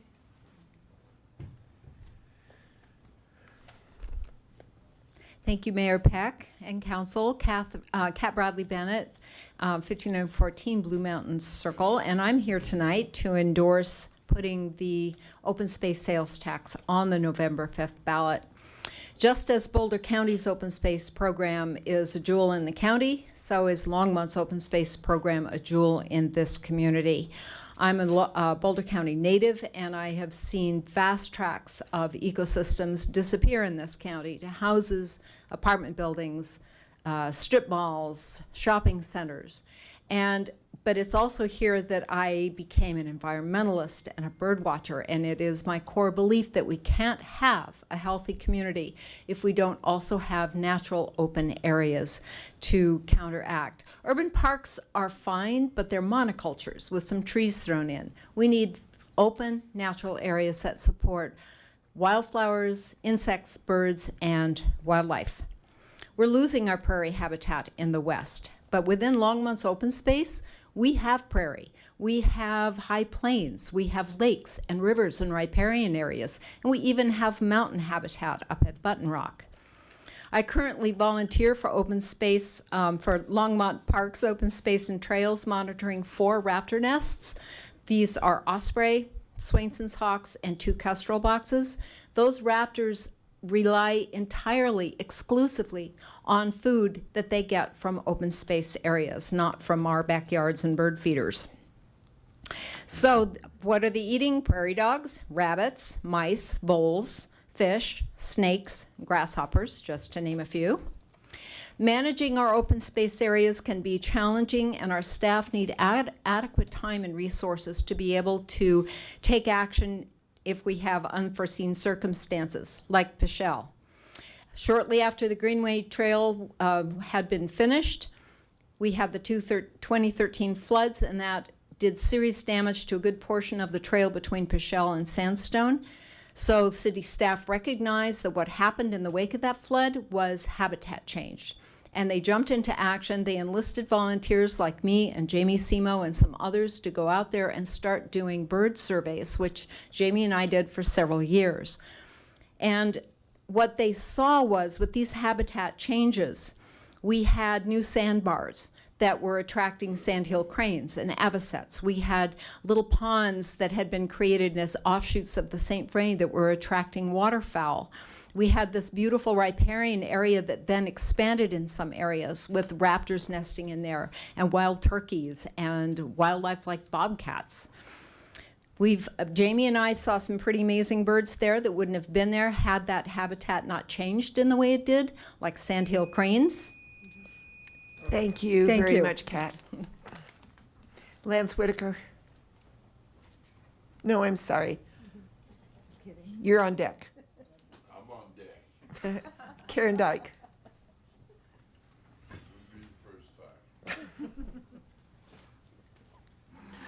Karen Dyke, 708 Hayden Court.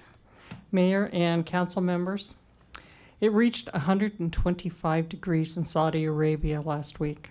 Hundreds of people died from the heat. India saw daytime temps in the 120s and nighttime temps only going to 90, and dozens died.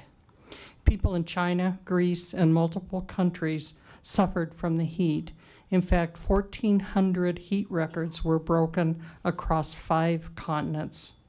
Climate change is causing havoc around the globe.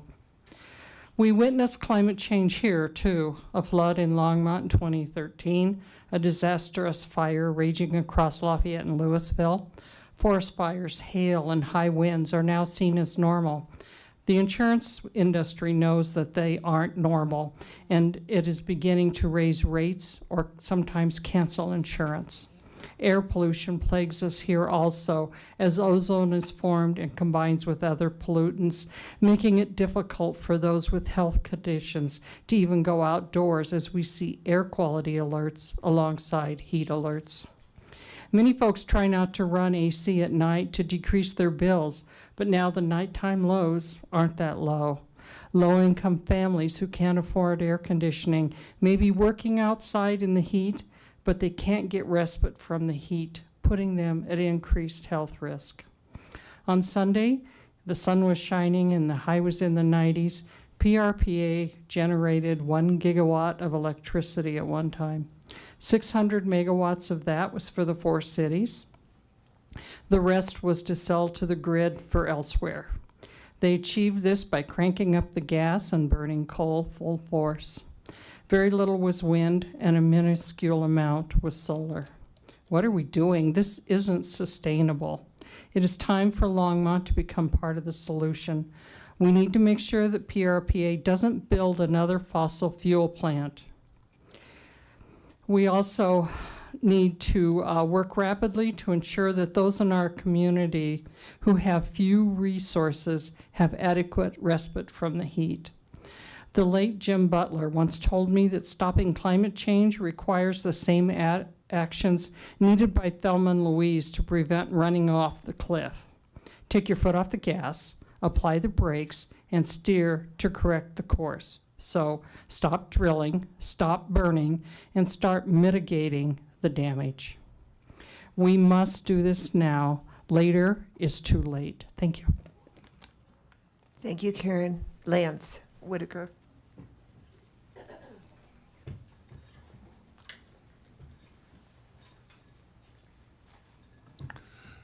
Hello, Mayor and Council. My name is Lance Whitaker. I've lived in Longmont for 44 years. As you all know, today is Catfish Day. It is also National Strawberry Parfait Day and National Leon Day, also known as halfway between Christmas. Leon is Noel spelled backwards. I hope everybody got out to vote today, and I would like to say that a lot of our future energy needs could be used and utilized in geothermal energy. A lot of the storage and capacity is just beneath our feet. So instead of not drilling, we should be starting to drill. And we should be starting to drill for geothermal energy. A lot of cities are looking into this geothermal, and the numbers are great. They're better than hydrogen. Hydrogen takes a lot of energy to make. Hydrogen also takes a lot of water to make. And we're going to need that fresh water as temperatures, as you heard, in India going up as high as 135 degrees Celsius. So water's going to be a commodity that we really can't waste a lot of money on, producing hydrogen with. And storage of hydrogen is not the greatest of things. Thank you and have a nice day. Thank you, Lance. Ron Stewart.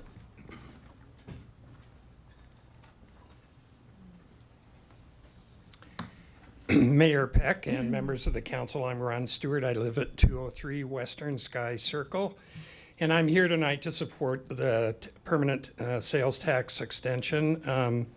I think you should do it this year. I think there's a real advantage of putting an issue on the ballot that isn't a tax increase, rather it's a tax continuation.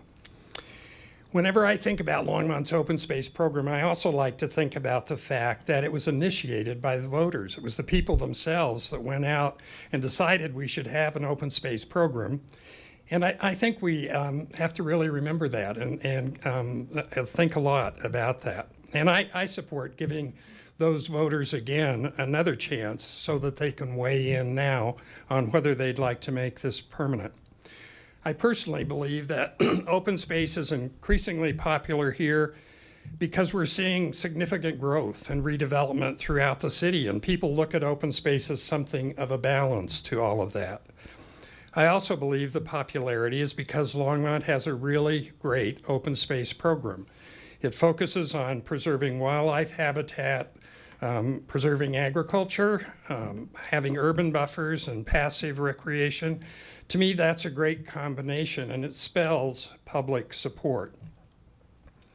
I also believe there's support for maintaining the land that has been acquired, for building and maintaining more trails, for doing environmental restoration, and for preserving additional parcels that may become available. I'd say you probably bought most of what you're going to buy forever in this program, but I think it'd be wrong to say we're not going to have any acquisition in the future, because there may be that key parcel for wildlife habitat. There may be a key farm that the city will want to look at. And after all, it's the city council that has to vote whether or not to buy that land. It's not like the staff just goes and buys it themselves. So you're in the driver's seat, you and future councils. I also believe that support for the whole idea of open space is substantial. And I was surprised because I looked today at last year's Boulder County Issue 1A, which was a similar extension of an open space sales tax. And 72% of Longmonters voted for the extension of that tax. Every single precinct in Longmont voted for the extension of that tax. About 25,000 people voted yes. About 9,500 people voted no. Now, to me, that's significant, 72%. So a permanent extension of Longmont's open space tax, to me, provides assurance that open space will be well maintained in the future, that we can have more trails, that we can have environmental restoration. And it also means that open space will never have to look to other city revenues that are needed elsewhere. So thanks for what you did tonight, and I'll be back in July. Great. Thanks. Thank you, Ron. Gordon Pedro.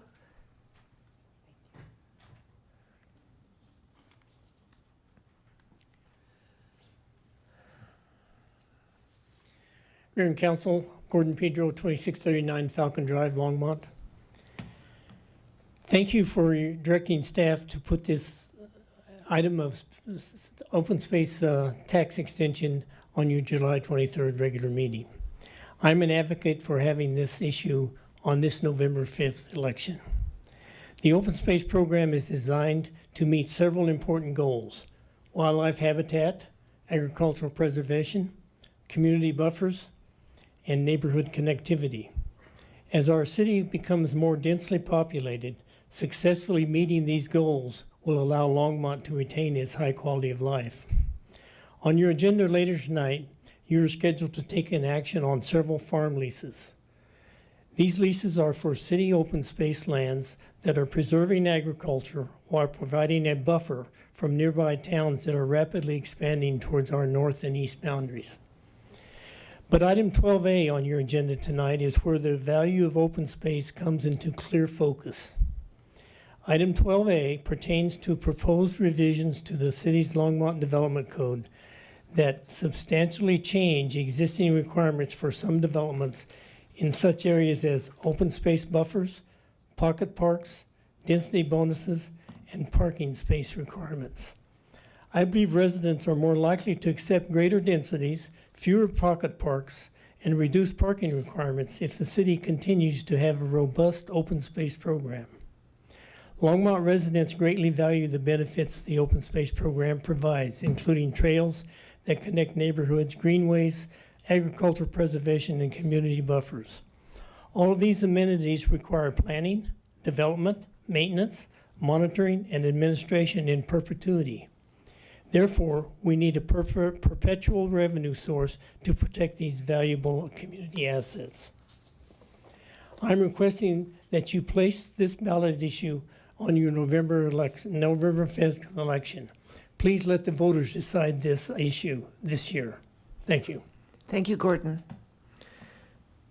Nicole Eichmann?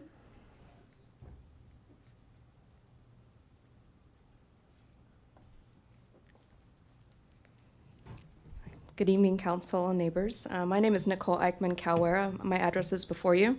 I'm a constituent of Ward 3.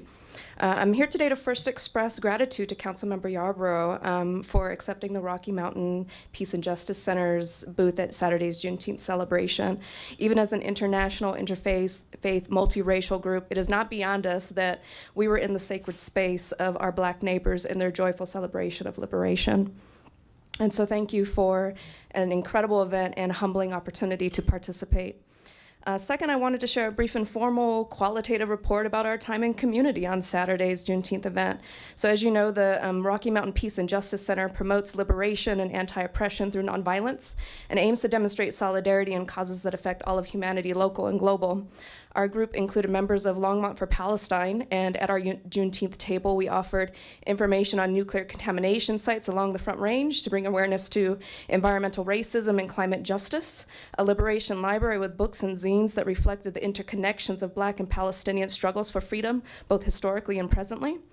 A kids' table with coloring pages and Juneteenth history books, bracelet making materials, stamped postcards to write our elected representatives to call for a ceasefire in Gaza, and other giveaways such as Juneteenth stickers, t-shirts and hats, velvet Palestinian poppies, folding fans and frozen otter pops, and various flyers to the upcoming events across the Front Range. I'd like to share with you that dozens of longtime and many new Longmont neighbors visited with us, and they were heartened by our show of solidarity and enthusiasm for collective liberation, despite facing a world of outrageous injustice. We learned we are not alone, that there are many of us here in Longmont full of grief and rage, our hearts bleeding for a free Congo, a free Sudan, a free Palestine, that we all dream for a better, just, loving, and peaceful world. We learned that our neighbors are equally, if not more, frustrated with electoral politics. Here we are on election day, including our city council, for failing the litmus test of our time for humanity when asked to simply stand for and with our constituents against genocide and state oppression and violence. We learned that a liberated Palestine is indeed a local issue, that genocide is a local issue. Not only do we have Palestinian neighbors living and working in Longmont, and not only are there many of your constituents deeply affected to the very core of our being, but many of us are unwillingly tied up in the war machine that feeds these catastrophes and enables genocide. We learned our neighbors feel inadvertently complicit in the name of survival by working for arms manufacturers in Littleton, Fort Collins, the technocrats who've created AI-powered surveillance tools in Boulder and Denver, and the semiconductor manufacturers in Longmont that support their usage for violence and war. Our neighbors fear these tools will inevitably be used, if not already, against us and other Colorado citizens when we speak out in protest.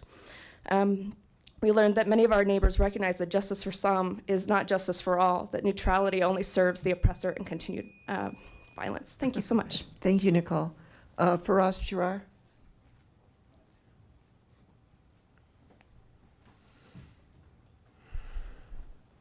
Good evening, Mayor and City Council. It's me again, Faraz Girar. Faraz, would you mind pulling that up higher, the microphone, so we can hear you in the back?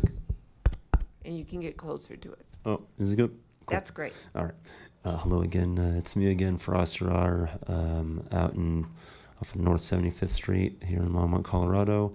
And I just wanted to add on to the celebration of that diabetes-inducing strawberry shortcake parfait day. Thank you, Lance. Yesterday was unofficially, how do I put it? Julian Assange shall soon be free day, and let's make it a Julian Assange shall be free week. Yes, he's free. Thank God. He's going to go home. Yes, he had to take a plea deal just so our wonderful federal government can get their pound of blood. But alhamdulillah, yes, Julian Assange for a Nazi. He's an American hero, and hopefully he will have safe passage home to Australia. And I mention that because what he did was very brave to, expose the corruption of a wrongdoing of our, once again, wonderful federal government overseas and here. And I figure, shouldn't we take it upon ourselves as citizens to maybe kind of expose the unethical practices and actions of, say, our municipal government? Just kind of kidding. We're Longmont, not Boulder.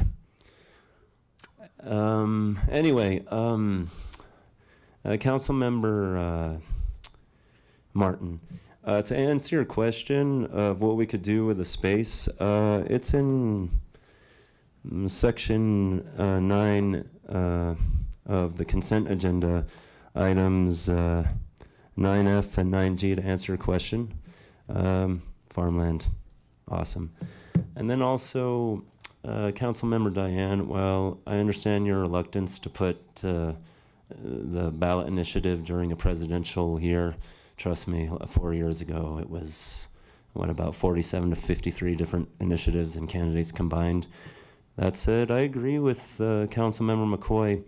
I feel we have to put it on the ballot initiative now, just so we don't procrastinate on this issue, because if we fail to prepare, we're preparing to fail. So at least we bring it to our constituency's attention, so that way down the line, maybe it will be permanent one day. Thank you. Thank you for us. Seeing no one else on the list, I'm going to close first call public invited to be heard. And we are now at the consent agenda, an introduction and reading by title of first reading ordinances. Don, would you mind reading the consent agenda into the record? Yes, Mayor. The ordinances, the second reading and public hearing for all ordinances introduced tonight on this agenda will be held on July 9th, 2024. Item 9A is ordinance 2024-43, a bill for an ordinance making additional appropriations for expenses and liabilities of the City of Longmont for the fiscal year beginning January 1, 2024. Item 9B is ordinance 2024-44, a bill for an ordinance amending Chapter 2.68 of the Longmont Municipal Code on updating the city liquor code and adding city approval of festival permits. Item 9C is ordinance 2024-45, a bill for an ordinance amending Chapter 6.65 of the Longmont Municipal Code on sexually oriented business regulation. Item 9D is ordinance 2024-46, a bill for an ordinance authorizing a farmland lease agreement between the City of Longmont and Sipe Farms LLC on the 66 open space property.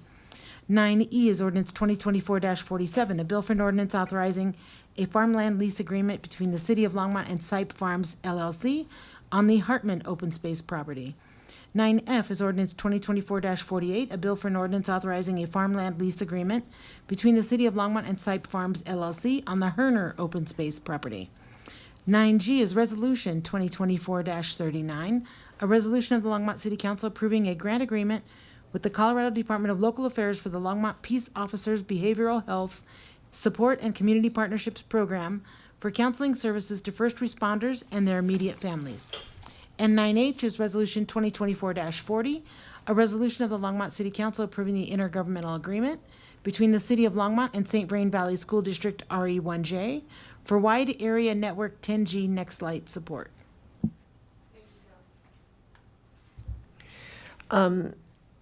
Are there any counselors that want to pull anything off of this consent agenda? Counselor Christ. I would like to pull D, E, and F, the farmland leases, please. Can I have a motion to move the consent agenda minus the ones that Counselor Christ pulled? I move that we move the consent agenda accepting items D, E, and F. Second. It's been moved by Counselor Christ to move the consent agenda minus the D, E, and F, and seconded by Counselor Susie Hidalgo-Faring. Is there any discussion? Seeing none, let's vote.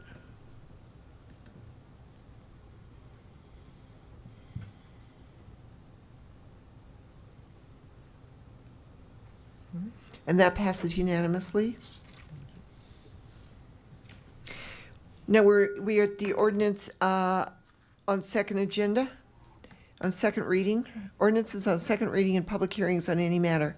The first one is a public hearing in consideration of recommendations for 2024 Community Development Block Grant, CDBG, Program Action Plan, Affordable Housing Fund allocations, and Attainable Housing Fund allocations. Do we have yes, we do. Christy Wiseman? Yep, Christy is here. So Molly O'Donnell, I just wanted to introduce Christy. She's going to be presenting for us tonight with support from us. So I'm going to turn off this mic and turn us on down here. Okay.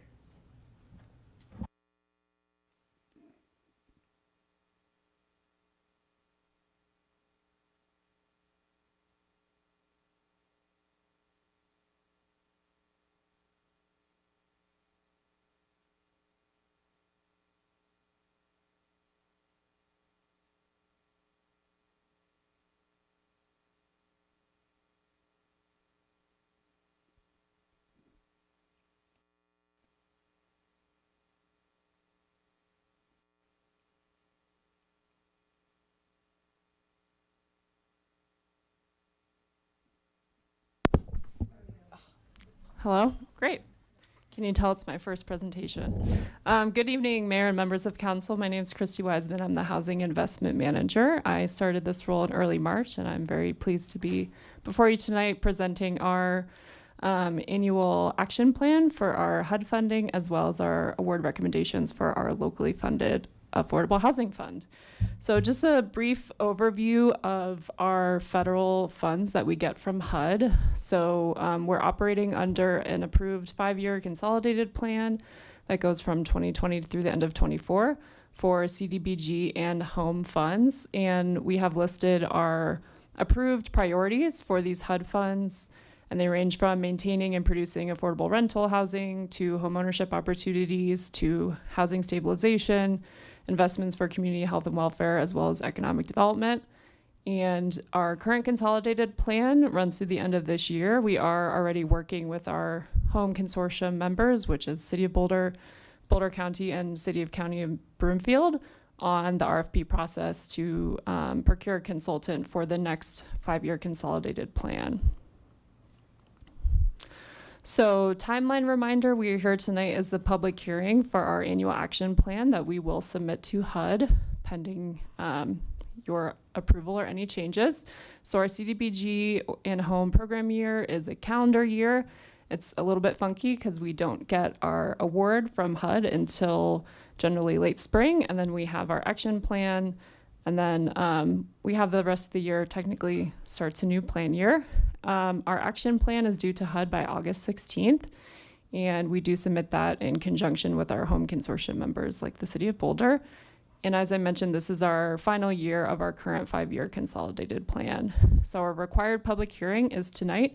We also had previously published a 30-day public comment period that started on May 25th. To date, I have not received any public comments generated from that public comment period noticed in the Times call. And then just want to note that even though our timeline for the action plan is really driven by our federal HUD money requirements, we do pair our locally funded affordable and attainable housing fund project award recommendations with our federal funds, just to give it to you in one package altogether. So quick overview of our CDBG money available. We received $478,873 as our entitlement from HUD for 2024. This is a slight increase from last year. However, CDBG awards are trending downward over time, and this is our second lowest award since 1993. We're estimating a small amount in program income for this year, and then we have some carryover funds from previous years and some projects that are still in process. So our total CDBG budget for 2024 is $726,096. And you can see a chart of CDBG funding over time. Also wanted to mention home and home ARP. These are other federal sources. And we did award home and home ARP to projects last year. These awards have been decided. Just wanted to remind you of these projects and the fact that we will be actually writing the contracts this year. And we have the In-Between Wesley Townhomes project, and then Boulder Shelter for the Homeless, as well as St. Vrain Habitat duplex projects. So no new home money is available for this year. These were projects from last year. And our next home allocation will be in 2027. So with our funding application cycle, this was our second year utilizing the Neighborly software. We implemented this last year and still working out a few bugs this year, but overall have been happy with having a nice online platform for folks to submit applications. We accepted letters of interest with short project descriptions from March 18th to April 1st. And then we opened the full applications throughout most of April, as well as opening them again for another period in May, because we had only received one CDBG application at that time, and we wanted to give another chance for more projects to come in.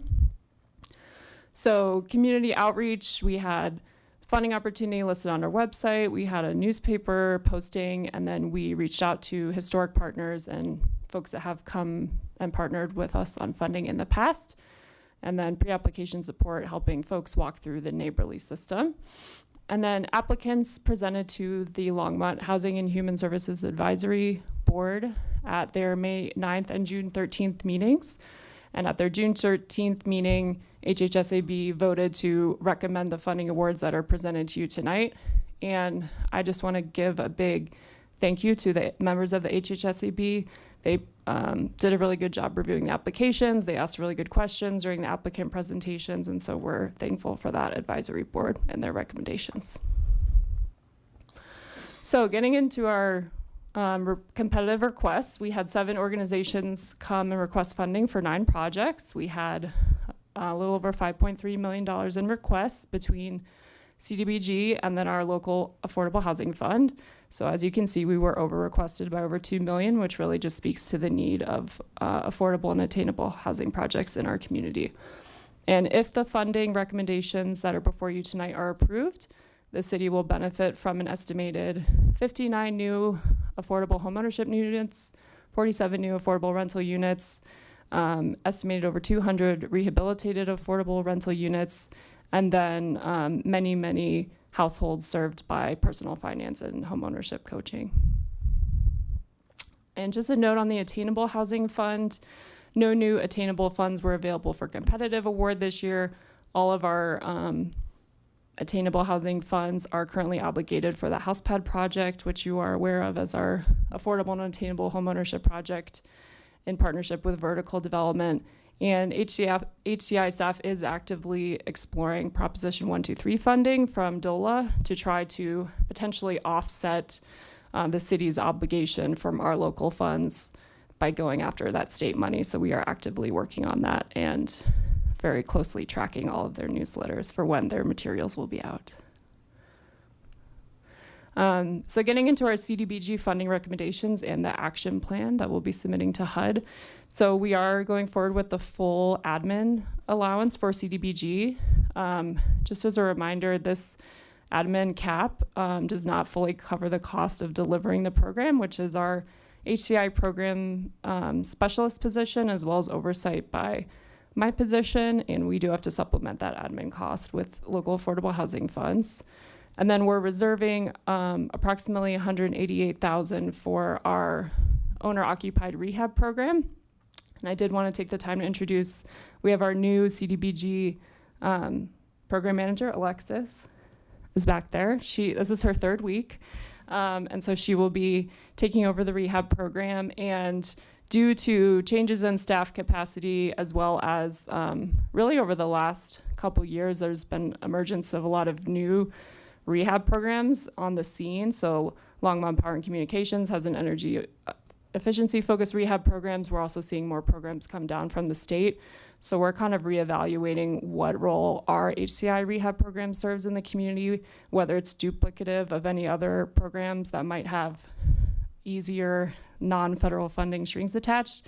And we are exploring whether to continue doing that, looking at the program requirements, and also looking at potentially contracting it out to a subrecipient to focus more on certain construction aspects that aren't covered by other rehab programs. So now I'm going to get into our funding recommendations. So we have one funding recommendation for our CDBG competitive pot, and this is for a Longmont Housing Authority project at the Suites, which is LHA's permanent supportive housing serving community members exiting homelessness. So the Suites is an old hotel that was acquired and is used for this purpose. And when it was acquired, as well as when there was a renovation done a few years ago, the original doors to all the units were not replaced, and this is causing issues for residents. It has been for several years, and there's lots of lockout issues as well as gaps under the doors where noise and light can come in, and it causes a lot of stress for residents who often experience trauma with their move into housing. And so LHA has applied to replace all of the unit doors at the Suites and utilizing CDBG funds. So HHSAB did recommend the full funding amount of the $200,000 CDBG grant for this project. And you can stop me if you have questions on anything. And that was our only, aside from the rehab program, that was our only competitive CDBG award recommendation. So getting into local affordable housing fund, our total budget for 2024 thus far is $8,600,178 and some change. This includes carry forward revenue from previous years. Last year was kind of a banner year for fee and lieu revenue, so some of that's being carried forward. We also have your generous general fund transfer with some admin, and then we do receive a portion of the marijuana sales tax into the Affordable Housing Fund. And then to date from this presentation, thus far in 2024, we have collected a little over $1.2 million in fee and lieu from our inclusionary housing program for 2024. And then as well as some estimated program income, as this is a revolving loan fund. So this is kind of our revenue picture. And then non-competitive expenditures, so starting to minus out things. We have holdover projects from previous years and kind of previously promised money. For example, for the house pad project, we have program administration. We have a contract with Tetra Tech, who provides consultant engineering services to affordable housing developments. And then some money saved for fee offsets for affordable housing developments that come through the entitlements process. And then one thing I did want to highlight for your consideration tonight is that we are proposing to set aside $250,000 of the Affordable Housing Fund to pilot a locally funded down payment assistance program. We currently have a down payment assistance program that's funded by home funds, so that federal source, and we've only had one successful closing since 2017 because that fund and the HUD funds backing it are so difficult to use, and they just have a lot of requirements about how folks like retirement assets are calculated, and folks can slot in and be, you know, $1,000 off in salary based on some of those asset calculations when you're doing the Part 5 income qualification. And a lot of folks have been locked out of that down payment assistance. So we're really interested in piloting a locally funded program where we can be a little more flexible. And given the volume of buyers that are going to be associated with the house pad project, we'd really like to have this resource available for the affordable buyers for house pads. So I'd like you to think about this as part of the approval, and we would do a first-year pilot program. And if you move forward with this set aside, we would come back to you in August for a study session to actually present proposed program guidelines and give you some more detail on what this would look like. But right now, we are asking for kind of the green light on the amount set aside. Okay, so into the Affordable Housing Competitive Awards, and I'll go through these pretty quickly. First up, we have an acquisition from Thistle Community Housing. So they have an existing low-income housing tax credit rental project just a few blocks away called the Cannery, and the parcel next to it is for sale, and Thistle would like to purchase the property next to it in order to do a AC rehab tax credit deal where they can build new units as well as rehab the Cannery units with a 2025 tax credit application. HHSCB recommended their full funding amount with a $400,000 loan, and the we have some staff recommended loan terms. I do want to note that we did not, HHSEB's recommendations did not get into the specifics of loan terms. Staff is recommending loan terms. HHSEB's recommendations were just the amount. Next, we have Habitat for Humanity of the St. Vrain Valley. They had 2 acquisition applications, and HHSEB recommended one of them. This one is the one that's further along in the entitlements process. And they're working with Faith Point Church on 15th and Terry to build 28 to 34 Habitat homes in their less than 60% AMI range, which is really what Habitat does well. And HHSEB recommended a partial funding award of $1.235 million for the land purchase. And then we have some recommended loan terms. Next, we have an acquisition application from the in-between. And so this one is a little unique in that there isn't a site identified yet. And the in-between really came and requested seed money to be able to go to the table on acquisition conversations and have some capital in hand so that they can get farther along when they're approaching folks to buy land. And so they're looking for sites within the St. Vrain Valley School District to do transitional housing for folks in the 30 to 40% AMI range. And HHSEB recommended a $400,000 loan. And something that we would think about, because there is no site specifically identified yet, is if we would give them a timeline in which to spend the money before potentially like recapturing the funds for the affordable housing fund, because this is a little bit unprecedented to have a not a specific parcel yet selected for an acquisition opportunity. So that's something for council to think about, but staff and HHSEB felt confident in the in-between's ability to find a suitable parcel in the next year or so for their goals. We also have a preservation project from Boulder County Housing Authority, their Casa de la Esperanza farm worker housing, which is just south of downtown here in Longmont, and they need ADA accessibility upgrades, new playground, some in-unit rehab work for this 32-unit farm worker property. And HHSEB recommended $500,000 AHF loan. And again, we have some recommended loan terms on this one. And then also for the in-between, we have final gap funding for their Wesley Townhomes project. As I mentioned, they have a home award, and they also received an Affordable Housing Fund award from last year. And this is really the final piece of capital stack that they need to close this project and start construction. And this is for 11 new 2 and 3 bedroom units, again, in that transitional less than 40% AMI range. And HHSEB recommended their full award request for $350,000 loan, matching their loan terms from last year.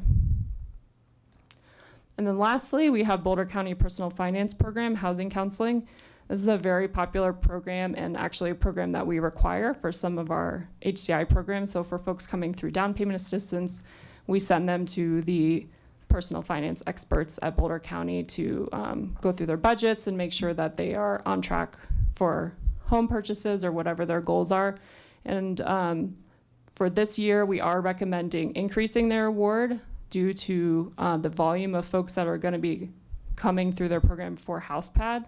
So all the buyers to get housing counseling ahead of that.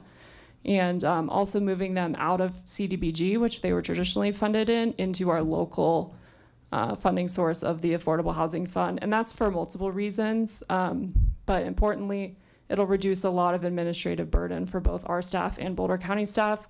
And CDBG is not really meant to be used to fund programs on an ongoing basis. It's more for one and done type construction projects. So this will ensure that this really valuable service to the community is funded on a more flexible and more ongoing basis.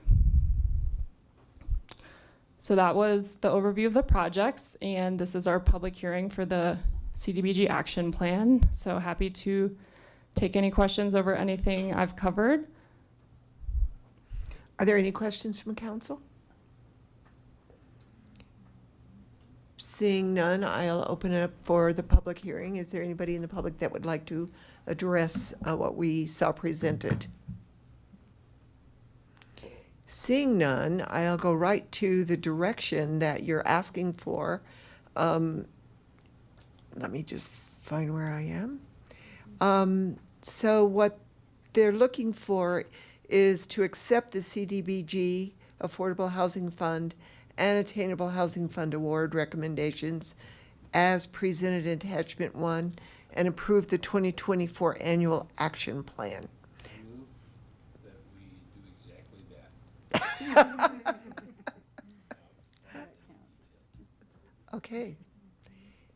Do I have a second? I'll second. All right, it's been moved by Councilor McCoy, seconded by Councilor Hidalgo Faring, that we accept the funds that they're asking for and approve the 2024 Annual Action Plan. Are there any discussions on that motion?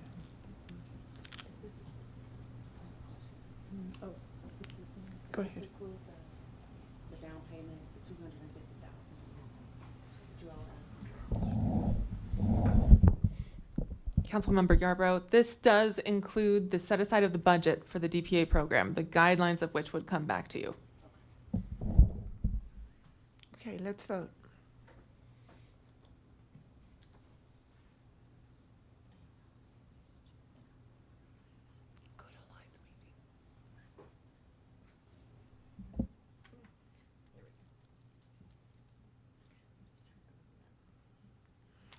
And that carries unanimously. Thank you. Thank you. That was a great presentation.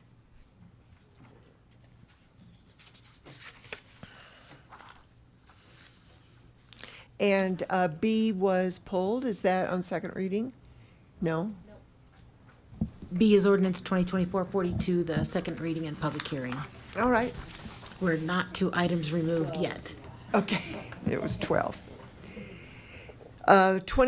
2024-42 is a bill for an ordinance amending Chapter 11.16 of the Longmont Municipal Code concerning incorrect model traffic code references, discrepancies with appeal and review deadlines, and timed parking enforcement. Are there any questions from council on this bill? Seeing none, I'll open up the public hearing on 2024-42. Is there anybody from the public that would like to address this? Were we going to have a presentation on this? Just for questions. Okay. All right. I didn't think so. Seeing no one from the public, I will close the public hearing and ask for a motion. I'll move ordinance 2024-42. It's been moved by Councilor Hidalgo Faring and seconded by Councilor Yarbrough. Let's vote.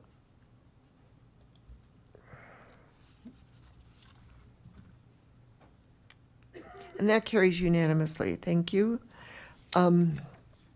We're now at the items that are removed from the consent agenda, and I'll turn it over to Councilor Christ, as she's the one that pulled these.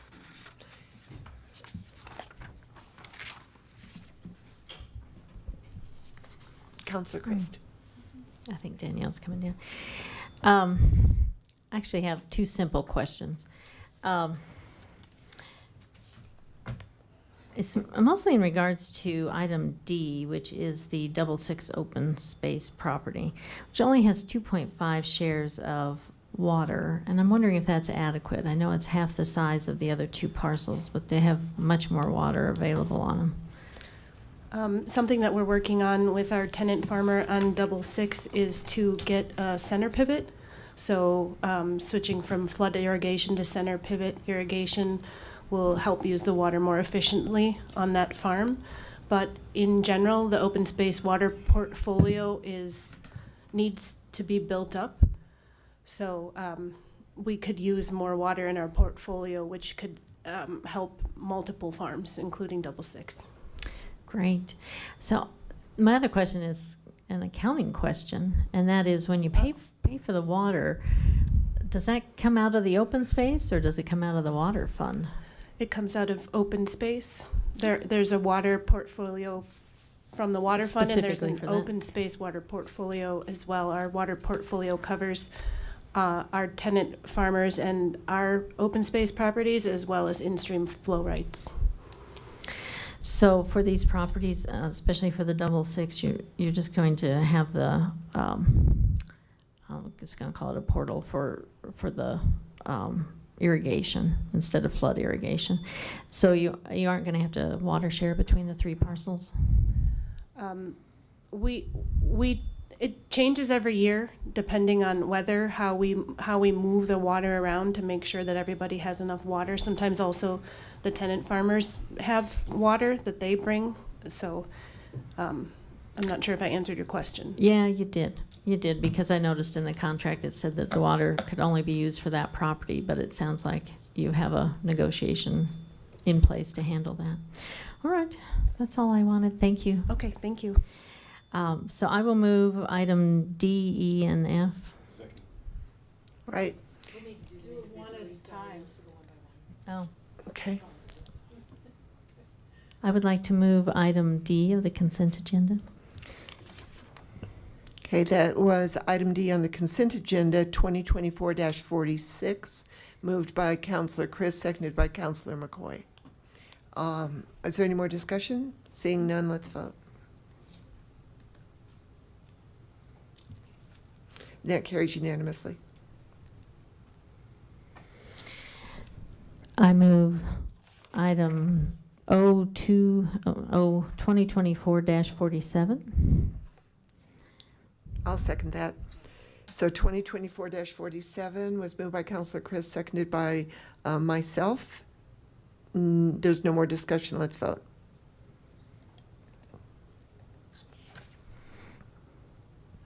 That passes unanimously.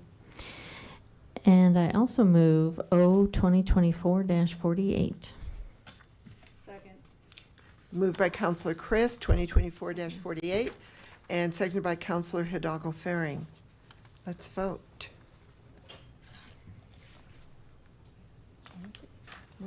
And that passed unanimously. We are now on general business. A is review of a draft bill for an ordinance amending Title 15 of the Longmont Municipal Code on land use regulations and planning approval processes to further incentivize affordable housing unit generation. Do we have, there you are. So it's Don Burchett, the planning manager, Molly O'Donnell, Housing and Community Investment Division Director, that are going to present this.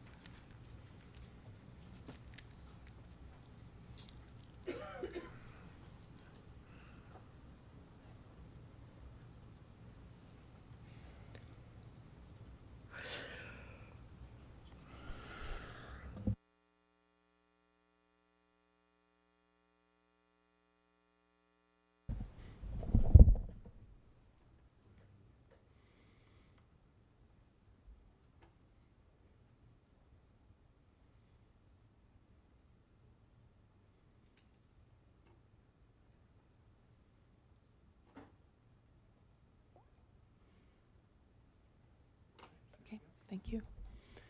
Mayor, members of council, you've already introduced us, so I'll leave it at that for speed. We are bringing an item tonight to talk about furthering affordable housing incentives.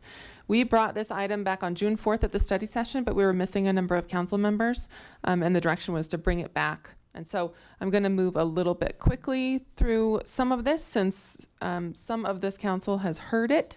And then we can answer any questions anyone else might have for those items if we need to. Just to start with a review of where we're at with the route policy research recommendations based on our planning grant through the state that we got in 2022. They have done a number of efforts for us, and tonight we're going to talk about the final one. First, they did our inclusionary housing recommendations review, and just to show you all where the progress is on that, we have pretty much implemented all of the recommendations, or as modified by council where needed, back in November. And then we continuously evaluate our land donation options once that comes about from developers. The second major deliverable that they provided is the affordable housing incentives review. And so this is a kind of a status chart of where we are with each of those recommendations. Tonight, you're going to be hearing about 3 of the items. If anyone has questions about what's in progress or complete or coming still, we can go over that, but I'll just focus on the 3 for tonight. We're going to be looking at the public process requirements for subdivision plat, open space variance and pocket parks recommendations, and density and height bonus recommendations. And at this point, I'll turn it over to Don. Thank you. Good evening. I'll try to be brief, and then we can always go back if you want additional information, since we talked about this a couple weeks ago. Unfortunately, the screen's a little blocked, but the first proposal that came from the root study was to look at modifying the preliminary plat review process. Currently, the standard is that any subdivision that creates more than 4 lots has to go through a preliminary plat process. What the root policy report recommended was that we remove that if they provide on-site affordable. A couple of things I want to go over real quick for you is the overall development process. I think there was a little bit of a question about what would still be required for a development to go through that would entail public process. The city council would still have the annexation process where the concept plan would be presented. You would have not only the typical meetings with the neighborhood meetings before the application was submitted, you would also have public hearings and notice for the Planning Commission public hearing and recommendation to the council, as well as the city council, able to have a public hearing on the proposal. The preliminary plat is the next step after the property is annexed for a subdivision that's going to create parcels that would be for sale. Again, the root recommendation is that this step would go away. Currently, as you'll see here on another slide, we provide neighborhood meetings. We notice the application. Again, it goes to Planning Commission for approval, and then it's appealable to the City Council. So that step that's on the screen of preliminary plat is proposed to go away. We would still have final plat and site plan process, which we still do notice to the applicant, to the neighborhoods, but the appeal is only appealable by the property owner or the developer. There is no appeal option for any person who lives adjacent to the property. So again, preliminary plat review process is required when you create 3 or more lots. It's rarely used for multifamily developments because typically they're not trying to sell their lots, and they're typically after a larger parcel that they can build their units on. It is required for all single family and townhome developments, so anything that is for sale that's going to be created is required to go through the preliminary plat process right now if it's for a development of 4 or more units. The project timeline that it adds approximately 4 to 6, and that's probably on the low end. It depends again on the quality of the submittal, but it is a amount of time that we believe would be a significant savings for the development community, especially if they're going to provide on-site affordable housing. Again, the preliminary subdivision plat process is on the left-hand side, shows the process that you go through in that 4 to 6 month process. Again, by removing this step, some of the impacts that we had identified is that it's going to reduce some of the uncertainty for developers because their project's not appealable. They would go through the annexation once it's been annexed by the council, and as long as they meet the plan that was presented to you, they would go through just a final plat process with staff, and that would give them a little bit more certainty on the outcome. Again, saves them additional time, removes the public hearing process, does remove the rights of any citizens to appeal the proposal to the council, and could ultimately reduce some of the cost of the development community by having to create the documents that are required for a preliminary plat. So that's the first proposal that was in that we're covering. The second proposal that we're looking at tonight is related to modifying the open space buffer requirements. Currently, any development that's adjacent to public property or an open space or public property that's owned for a park or any kind of open space is required to have a buffer. And the proposal is that that would go away, but we would not change anything to do with the riparian setback. So the riparian setback still would stay in effect. It would still have its setback requirements and buffer requirements that go with that. The two drawings again on the screen, this one on the left-hand side with the kind of awkward looking open space area. The two red lines show the boundary between the homes and a future city park that is over in the southwest side of Longmont. This area was set aside to specifically meet the buffer requirements. It's an area that's going to have to be maintained by the HOA. It also took away land that could have been used for additional housing in this development. The proposal would do what we have over north of 9th Avenue, where we have existing city park here in red in the center here, and then we have adjacent developments next to it. There's still setbacks from the park, from the property line, but there is no additional open space that those neighborhoods have to maintain. Again, the current buffer requirements reduces the land available for homes. We have identified that the main reason that we have tried to provide these buffers as shown on the left is the potential conflicts between city and adjacent neighbors with questions about where property lines are and other kind of operations with the park, just trying to keep those separate from the neighborhoods. The other impact that we identified is that this would reduce costs for HOA on maintaining property that typically is not large enough for them to use other than to put trees and shrubs in and then to maintain them. Proposal 3, and I've labeled these as 3A and B as we talked about last time.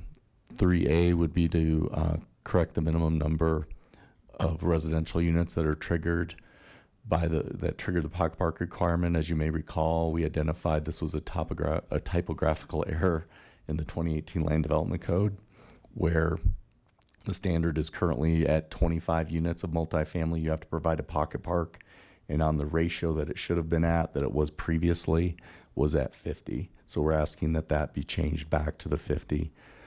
So that's the first change. 3B would be to modify the pocket park requirements in a couple of different ways. The first is to increase the number and type of public parks and public property that would count as an existing facility for people to use within that quarter mile, so that if there was a community park versus a neighborhood park that the city owns, that we could count that community park in excluding that development from providing a pocket park. The other is that the proposed standard would change of that if a development is providing on-site affordable housing, they would not have to provide a pocket park. That's the suggestion in the root study. So that would only apply to those that are providing on-site affordable housing. A couple things, because some of the questions came up about what pocket park is. Under the Land Development Code, pocket parks are both passive and active recreation count as pocket parks. So they don't have to necessarily include a play area or some kind of activity area. It could just be open space area. It could be gardens, for example, which we have in some of our developments already. Here are a couple of pictures of some pocket parks. One is in Prairie Village. Up on the north end, we have a playground area. We also have a large field that's set up for soccer, other kinds of areas where you can play baseball or soccer, football, any of the sports that you would like to do. We also have an example here of where the development put in really more of just an area with a gazebo and a park bench and a grill. So another example of what a pocket park can look like. And then what we are starting to see in some of the more larger apartment complex now, this is a pool area off of 17th and County Line Road. So again, they vary significantly in what people do, but the intent here is to offer the ability for an affordable project, if they provide on-site affordable, to not provide their pocket park. It doesn't mean that they could not provide one if they want to, but it would take away the requirement. Again, when we talk about the house pad project that the council looked at the other couple months ago now, this was almost 2 acres of land that was set aside to meet the pocket park requirement. So that is an impact on the amount of housing that was provided in that development. It was adjacent, or not adjacent, but across the street from a future community park, which we cannot count underneath the current code for meeting a 1/4 mile distance. The change would have allowed us to look at that. It does allow us to count neighborhood parks, but it doesn't allow us to count the recreation center or any of the amenities over there because, again, that's a community park, not a neighborhood park. The other that I pointed out is that the greenway, left-hand greenway, which we've made significant investments in for a trail, is within a 1/4 mile of this development, but is not allowed to be counted under the way it's currently written for the exception for pocket parks. And we believe that that is something that you should consider.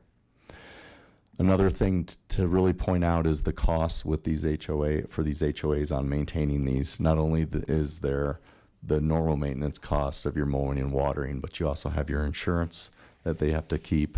There's also upkeep and replacement costs. You've seen that with your own parks here in the city, that can be an expensive cost when you're trying to bring play equipment and other things up to current standards for safety. I think this is the final one. Increase the maximum density bonus. Currently, the existing density bonus, if you provide on-site affordable housing, you get a 20% bump in your density. The root study recommended that we raise that by 5% to 25. The chart on the screen shows the changes. So, for example, on a 1 acre development, if you were looking at a regular single family area, the RSF here, it would currently give them a 1.6 unit bonus. If they provided on-site affordable, that would just go up to 2 units. So just a little bit of a nudge. The larger the project, obviously, the greater the impact on this 25%. So 5% over a larger project definitely would have more impact. So those are the items that we were going to cover with you tonight, and I'll let Molly give you the rest. Okay, so we're looking for feedback tonight on each of those proposals, and we can go back to any of them that you might have questions on. The proposed implementation, if we were to get direction to bring forward an ordinance for one, some, or all of these, would be to bring a first reading of the ordinance July 23rd, second reading August 13th, and that would be effective in late August. That's the plan. So I open it up for any questions you might have. Do we have any questions from council on any of these proposed ordinances? Councilor Christ. Mr. Burchett, in your last presentation, you mentioned that some of the complexity was hard for developers to get into, so they were just choosing the fee in lieu to avoid the complexity. If we want to actually have these units built, how do we know that one of these 4 things or all 4 of these things would actually be an incentive, since it does offer complexity? And perhaps the option is really that we need to suspend the fee in lieu for a period of time until we meet our quota. So, some of my other questions are, with the preliminary plat review, I know it saves 4 to 6 months. Do we have any idea what kind of cost savings that would be for a developer?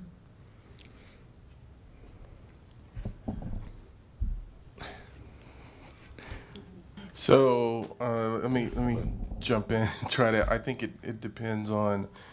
I mean, there's a lot of variables in this, so it depends on the size of the project, the lending environment, interest rates.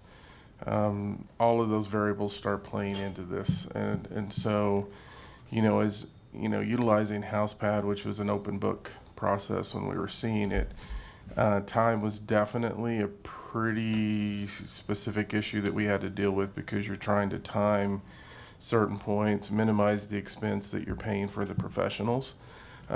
Because the more time they have to spend, the more you're paying, the more that's pushing up the pro forma in that. So it's really project specific. It's hard to give you a number. And I'm wondering if developers have this in their mix. You know, they have their own spreadsheets like you all have realized. And so they may not be able to quantify the savings that they would receive from that. Councilmember Christ, I think you're talking of tens of thousands of dollars in savings. Okay. I mean, honestly, when you look at just the amount that they're going to spend in the drawings that have to be done, the reports and all the other documents, and then you add in the time that Harold's talking about, it's tens of thousands of dollars. And I think the other piece is, Dawn mentioned this the last time, is you're seeing them select other options that don't necessarily require the same process. So is it for sale, Dawn, that you have to go through this process, but rental you don't? And so what's happening is some of these projects, they're electing to go into the rental side because of the time savings versus staying on the for sale product.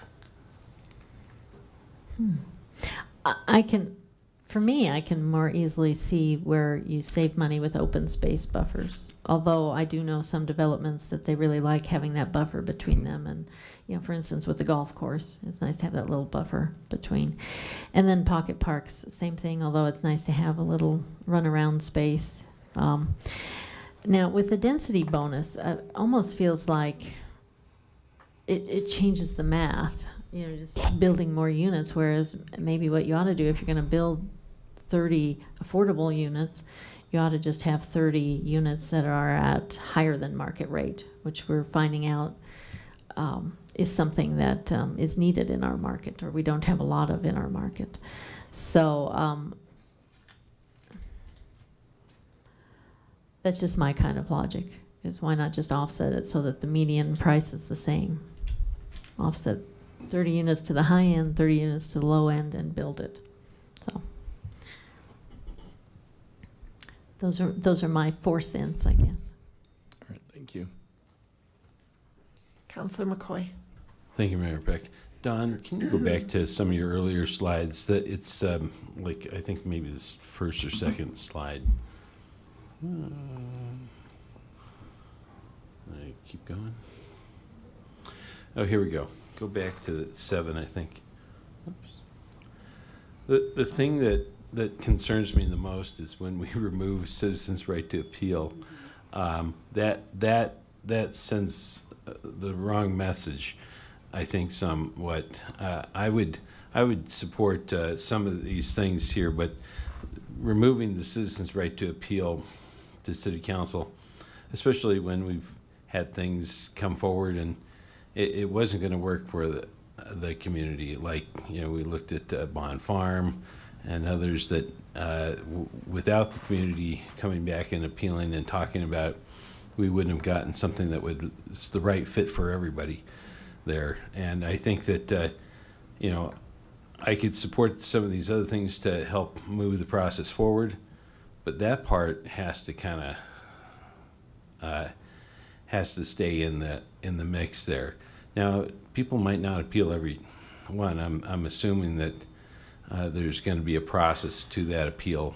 You know, a number of signatures of people that are adjacent to the property, or have that have some sort of dog in the fight there. But I would think that maybe we want to take that part out. That's kind of a bit of a showstopper in regards to citizen input. I'm just really concerned that as streamlining as that is, it's probably not the best way to streamline it. If we really have we're still gonna, I know, have people you know, want to come forward and say, I have a problem, even if we leave it in there. But if we are trying to stay true to our ordinances and our decisions here, having that out of there makes it easier for the people that just say something if it's really something that's not going to work for them and the surrounding community. So, Councilmember McCoy, a couple things.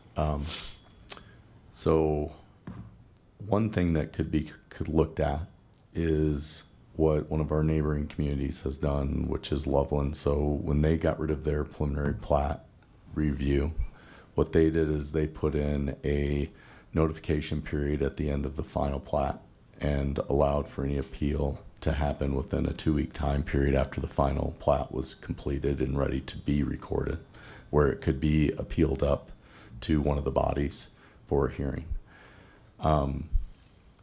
Again, you're not going to take, you're going to still leave some uncertainty for a developer if you do that. But if it is on the final plat and they're still not doing a preliminary plat when that happens, there would still be significant time and money savings for the project. So maybe that's not something you want to give us direction on tonight, but I would just point out that there are other ways you could still save an appeal process for a project where it could still potentially come back to you if you chose. And then we would do noticing then after we finish the review, the project's completed. We would then notify the neighbors within so much of a distance. They would then have a couple weeks to file an appeal if they believe that something was done in error. Then you would get a chance to look at it. That's just one option. Okay, and it's not just it's something done in error opposed to just people not feeling that it's the right fit. And that's the way that our appeal process is written, is that it limits the appeal body to looking to see if there were errors. It doesn't mean that that's not something that could be changed by the council if you so chose and gave us direction, but right now that's the way it's written. And one other point just to clarify is that the Bond Farm item that you guys addressed previously, that was a concept plan amendment, not a preliminary plat. Okay. So again, that's under the annexation portion. If you annex a property and it has a concept plan and they don't meet that, we will identify that, tell them they have to amend it, come back to the city council, okay, just like Bond Farm did. And if they're proposing something that you're not comfortable with, you don't have to approve it.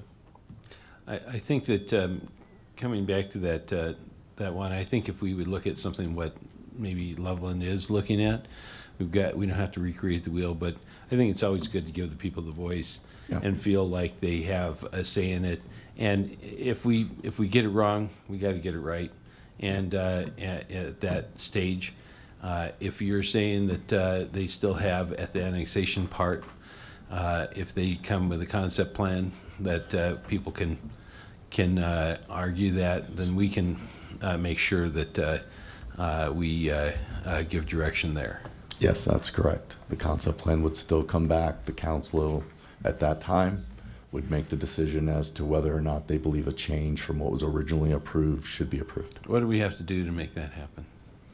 We got a little bit more work to do to make that happen if we have 4 of you who agree to give us direction that way. So do you want to make a motion to that point? I would make a motion that needs to be a component of it. When you say that needs, can you spell that out? Can we go back to that we need to have Don suggested, what was the part there? Yeah, I'll get the flow chart up here if I can get, so. Where removes the right to appeal to the city council, right at that spot there, what was the wording that what was Loveland's?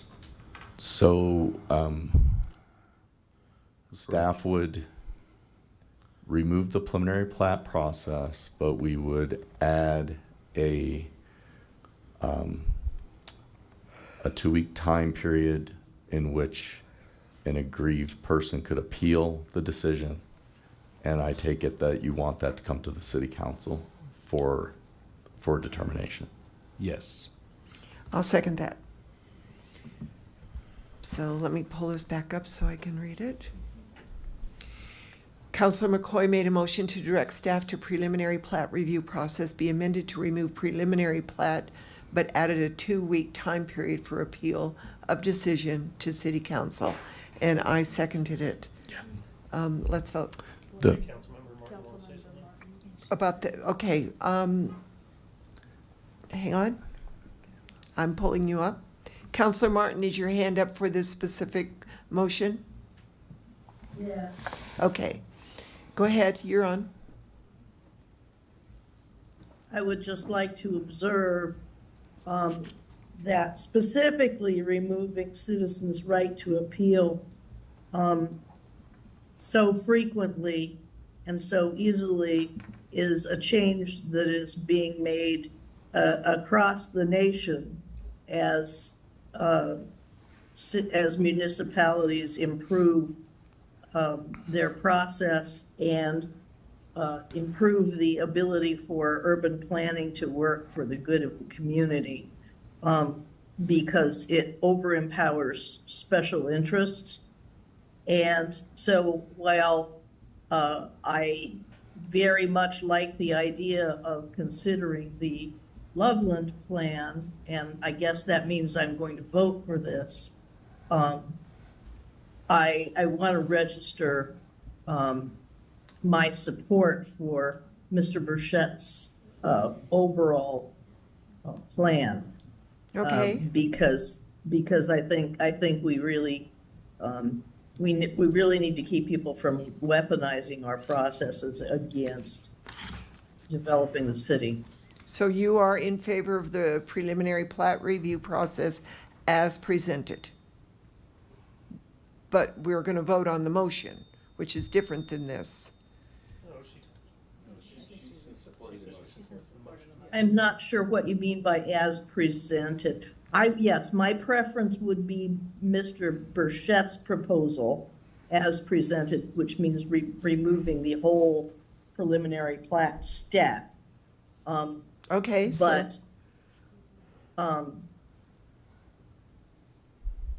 would consider the idea of having a appeal step, a short appeal step on the final plat. Okay, thank you. Are there any more discussion on this motion? Seeing none, let's vote.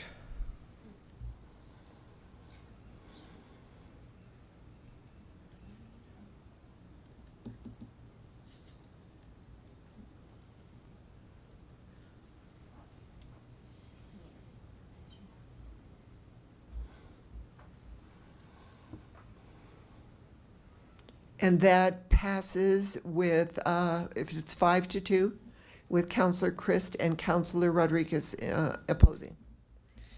Thank you. Can we do these one at a time? Let's do that. So, Counselor McCoy, you agree with the preliminary plat as proposed? Well, as amended, but that amendment was not for the preliminary plat, was it? It was Yes. for the end of the final plat. It's related to the preliminary plat removal. So if you all wanted to direct us to adjust and remove the preliminary plat process, then Councilmember McCoy's motion would be added to that process, correct? I took it as that the motion made was to allow for the removal of the preliminary plat process as long as we add the appeal at final plat. So I think That's we've what addressed yes. number So one. we're good here. Final plat. Yeah. So we're good here. So we need to know, as amended. Okay, So I agree with that. Counselor Christ? You just voted You just on that. voted Yeah. on the amendment. now we can go to number 2 if you want. We're all good. Okay. All right, number 2.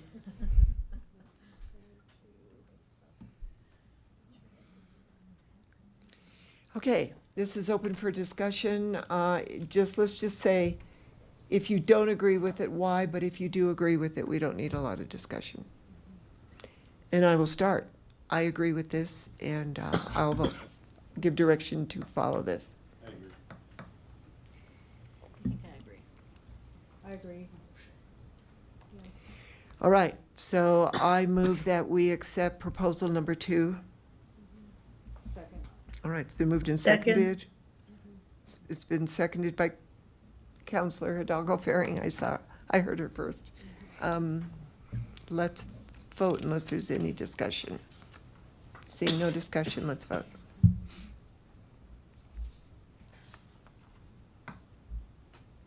That carries unanimously. All right, the next one. Proposal 3.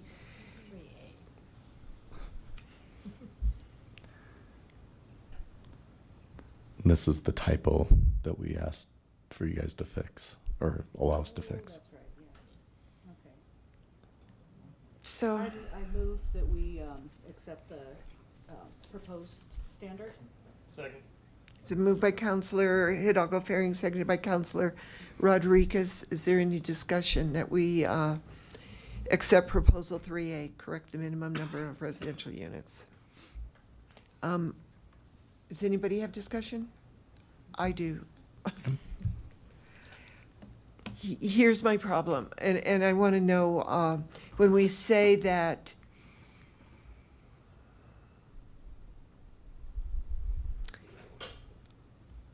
whenever we have a huge development, and some of the slides that you showed with the pocket parks, they're huge.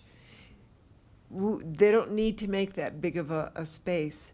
But when I think of how far kids would have to go to play in a park if their parents aren't with them, or just have a pickup soccer game, or, which my kids did all the time, and I didn't have time to go with them or take them, and we can't assume that only adults are going to be living in all these apartments. And there's been so many studies on mental health that if kids and people don't have a space to go to, and the streets that they would have to cross without any crosswalks, we already have that problem. So I would just like to have more discussion, so I'm going to vote against it. So let's vote.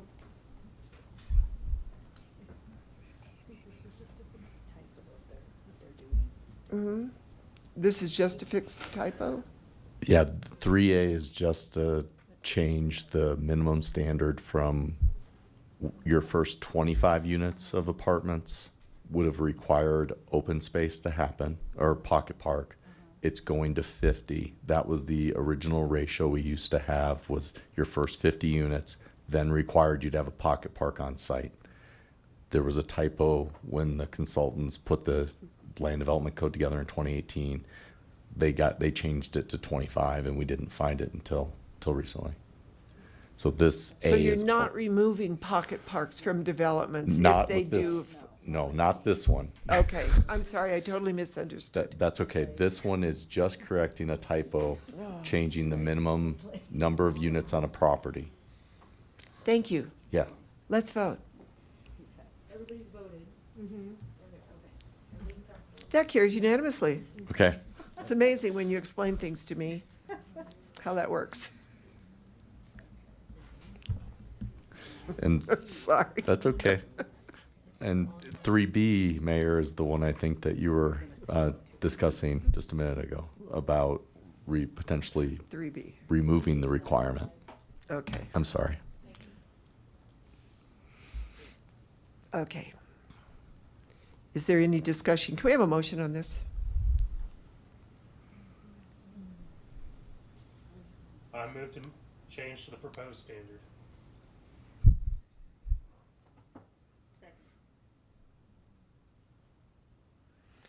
It's been moved by Counselor Rodriguez, seconded by Counselor Yarbrough, that we remove the proposed standard on modifying the pocket park requirements.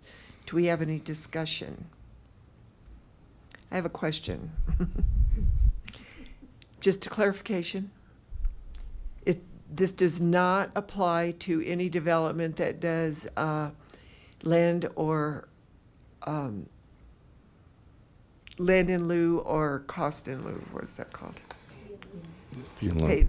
Fee in lieu, yeah. The way it is currently written in your packet, it would only apply if they built units on site. There is no other exception in that standard. If you would like us to add another exclusion for land or something else, then we could do that, but it is not written that way right now.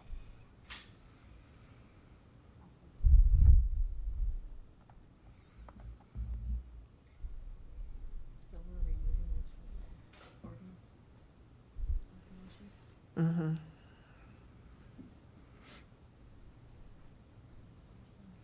So they can exempt development of a pocket park if they provide on-site affordable housing. So as an example, in the house, I know. yeah, so as an example, again, House Pad Mm-hmm. would not have had to provide a pocket park because they were providing on-site affordable. The changes that you're making with the types of parks that would count, they also would have been within a quarter mile of a community park, which right now we can't consider. So the House Pad maybe isn't the best example, but it just shows you that they would have gotten to count the rec center and the building and all the improvements out in that community park that was within a quarter mile.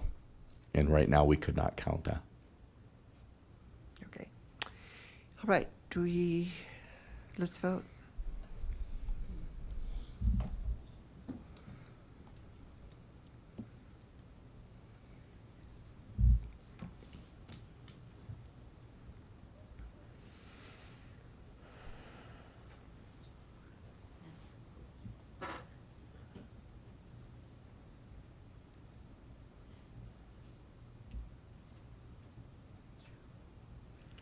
And that fails with Counselor Yarbrough, Counselor Martin, and Counselor Rodriguez in favor, Mayor Peck, Counselor Hidalgo-Ferring, Counselor McCoy, and Counselor Christ in opposition.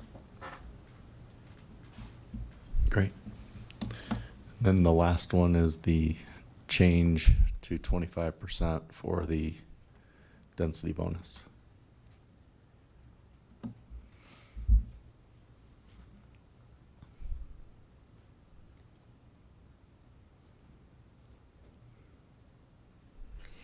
I move proposal 4, increase the maximum density bonus. It's been moved by myself and seconded by Counselor Martin. Do we have any discussion? Seeing none, let's vote.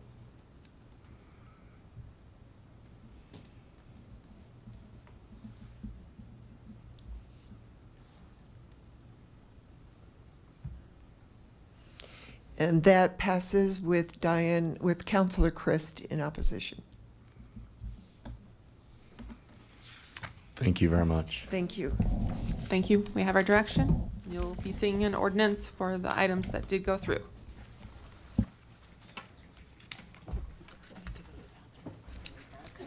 Have a good time. Break for me.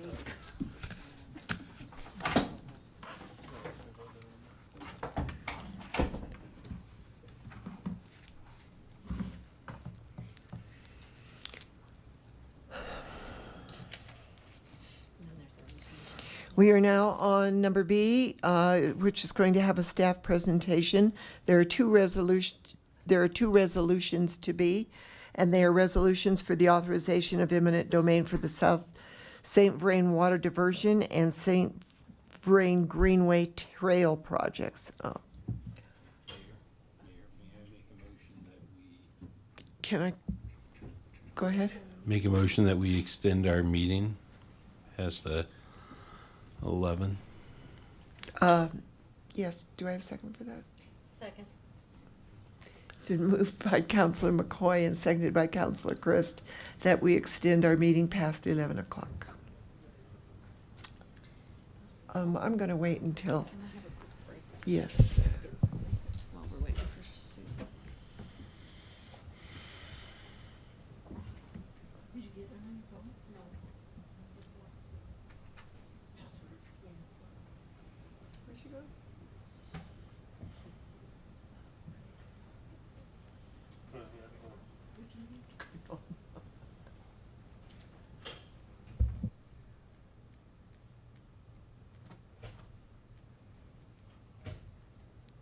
order. What are we voting on? The motion to extend or the motion of eminent domain? We're not voting on anything at the moment. We're going to have a presentation and, We are. oh, I'm sorry. We obviously don't need to extend. I don't know if I can make it. We're voting on the motion to extend past 11 o'clock, Counselor Martin. But we're waiting for two counselors who needed to take a break.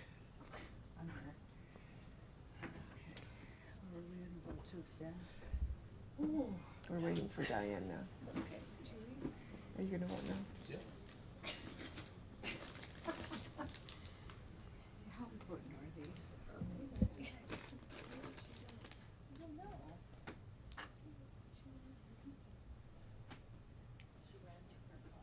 Oh, no.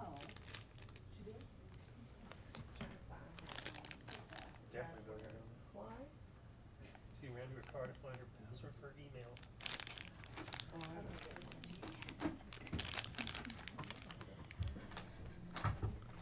Grouchy. No, sorry.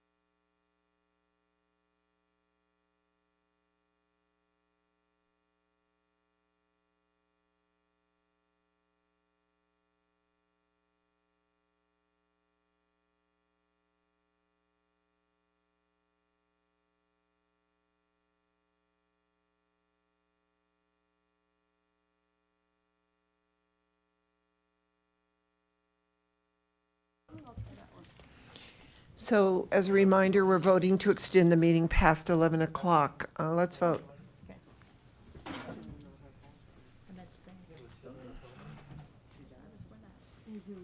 I don't want to, but I have to. And that passes with Counselor Martin and Counselor Rodriguez in opposition. And I welcome Ken Houston to the podium. Good evening, Mayor and council members. Ken Houston, I'm the Water Resource Manager, City of Longmont. In addition, Danielle Cassidy's here with us, who will present the second half of this resolution proposal on their trail project. The first project I want to talk about is the South St. Vrain Diversion, which is located, quick map here, it's a star just south and west of the town of Lyons, and it provides water to our water treatment plant, which is located just east of the town of Lyons. This particular diversion point was the original diversion point for the city of Longmont, starting back in 1882. In the 1890s and 1894, a major flood, similar to the one we just had, hit that area and destroyed the diversion structure and relocated the river, which ended up requiring us to get additional right-of-way to repair that at the time. It was also in 1902, it was enlarged for the sugar mill, and then in 1934 it was further enlarged as when we built our first water treatment plant, the South Water Treatment Plant. This particular facility is fairly important to us. It provides about 1/3 of Longmont's native basin water supply. Unfortunately, in the 1980s, it was mistakenly sold by Boulder County at a tax sale. Over the years, we've negotiated with a number of different property owners that are out there and have been able to clear up that title that happened from that sale. And so we're currently talking with some of the private property owners around the area to make sure that all the property owners are happy. We believe we've reached conclusion with all of the property owners.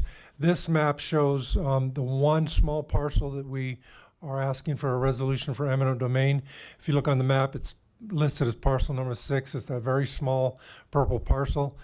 When all the surveying went together in this area, that was one area that had pretty well concluded that it had not ever been sold or transferred, and so there really isn't a property owner. So the eminent domain really isn't to against an owner, but it's really to clear title to make sure that we have all the property out there cleaned up. The other properties we've negotiated with the property owners, and through both some quiet title actions, some exchanges, and some platting, we'll be able to do that. Makes this project a little bit easier than most eminent domains because we're really not, and it's also very small. It's about 0.1 acres, but it's what we needed to do to clean up that property. So I'll turn it over now to the Greenway Trail with. Oh, okay. Let's vote on this one first. Vote on the first one, okay. Okay. And I'd be happy to answer any questions on the project as well. Are there any questions from council? I just want to clarify and make sure that this eminent domain is specific to this or resolution. It is, yes. It's not a general for whatever you want to use it for. Correct. In Thank fact, you. The maps are in the packet that allow that. Great. So I move R 2024-41. It's been moved by myself, seconded by Councilor McCoy. Is there any discussion? Seeing none, let's vote.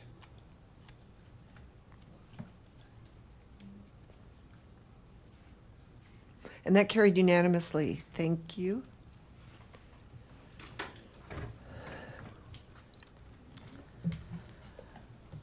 Good evening, council members. This is the other half of the presentation. I'll go fast, and if you want to return to anything for questions, let's do it that way.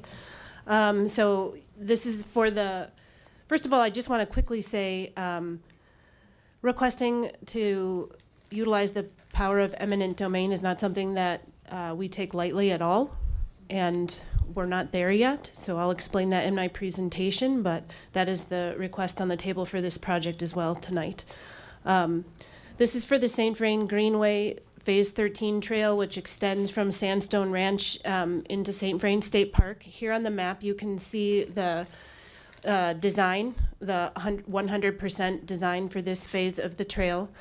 This project has partial funding from DRCOG state funds. Those funds are administered by CDOT, and the city has matched those funds 50-50. So 1.5 from DRCOG, 1.5 mil from the city. The deadline to spend that grant and funding is June 30th, 2025. So a year from now. We've spent all the design funding. We're at 100% design. We have not begun to spend the construction funding, and that is because we are still in our right-of-way acquisition process. This phase of the project kicked off in April 2022, and design is complete. When this phase of design kicked off, the very first thing that we did was look at various trail routes that we could do. We considered a lot of various options because the St. Vrain Master Plan was approved by City Council in July 2001, so a lot of time passed between when that plan was approved and when this phase of the trail kicked off. In the intervening years, the other 11 phases of the trail going through the city were completed. So just to give you a little bit of background, we didn't just arrive at this trail immediately, this trail route, this design. We did a lot of research, and we looked at every section of the trail carefully and considered all the things that we need to consider when we're looking at a trail. First of all, safety, where the trail is going. Is it crossing driveways? Is it going in front of businesses? Is it going along roads? User experience was another thing that we considered. And then environmental impacts was something that we strongly considered when looking at the preferred trail route.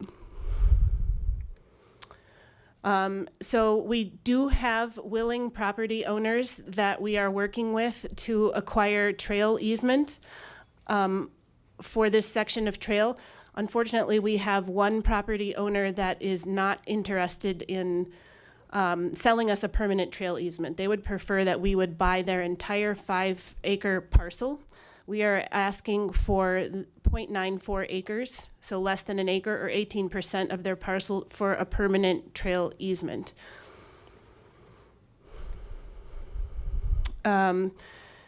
So with this landowner, and again, this is, since this project has CDOT funding in it, we are beholden to CDOT rules as well as Uniform Act rules.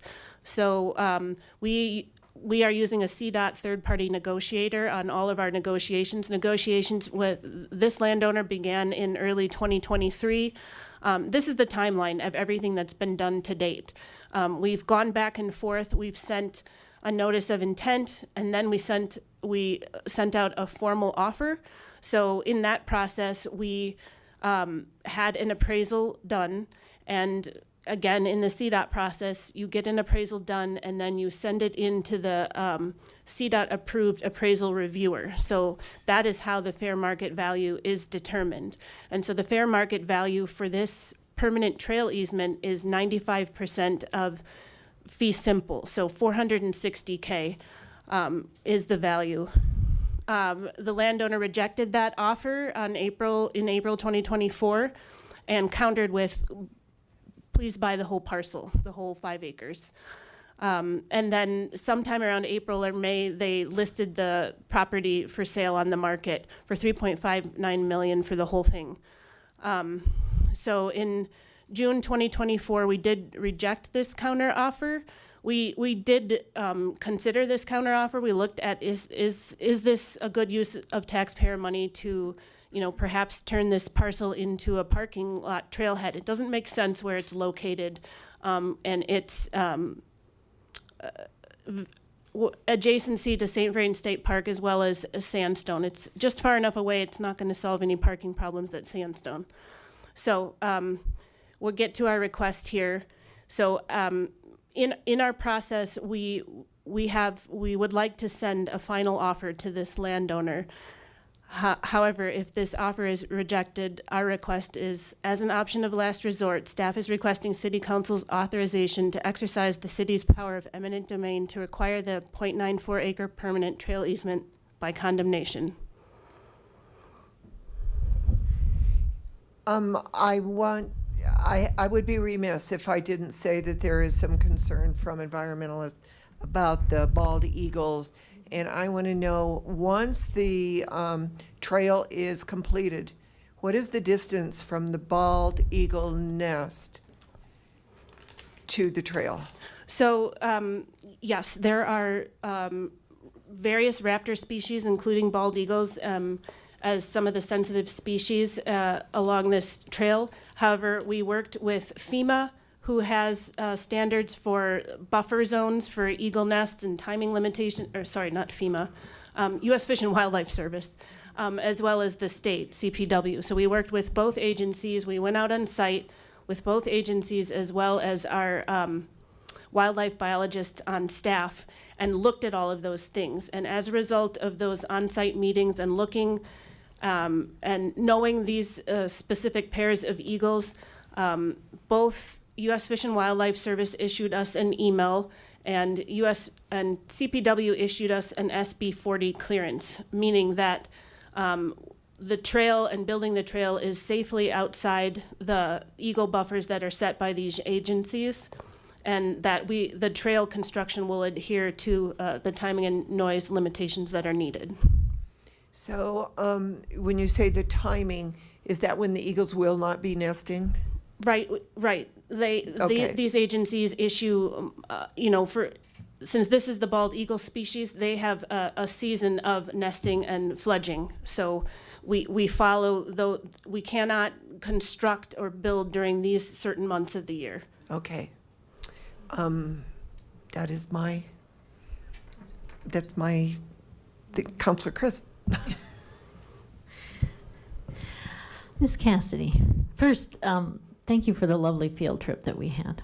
It was a very idyllic day, and for the book. Of course, thanks for coming. How soon do you need this land? Well, we are under a timing deadline with our grant funding. So you need it by the end of the year, or? I mean, We need it as soon as possible. we need to move forward enough in our proceedings that we can get a conditional right-of-way clearance from CDOT so that we can continue doing the project work so that we have any hope of meeting our grant deadline. Okay. Well, I'm a person that plays the probabilities, and I see this working out one of two ways. I think the owner sells the land, and then you're working with a different owner who will probably give you the easement. Or the owner sees that you've lost interest and decides to give you the easement. Or then we go to the third option of eminent domain. But if you're under a time crunch, then we know that these legal machinations take time too. So I guess you don't have any other choice but to go with eminent domain. But just wanted to save the city some money on legal fees. But thank you. Thank you. And then I didn't mention that we had a correction to the council communication that I handed out a hard copy, but I also wanted to mention it here.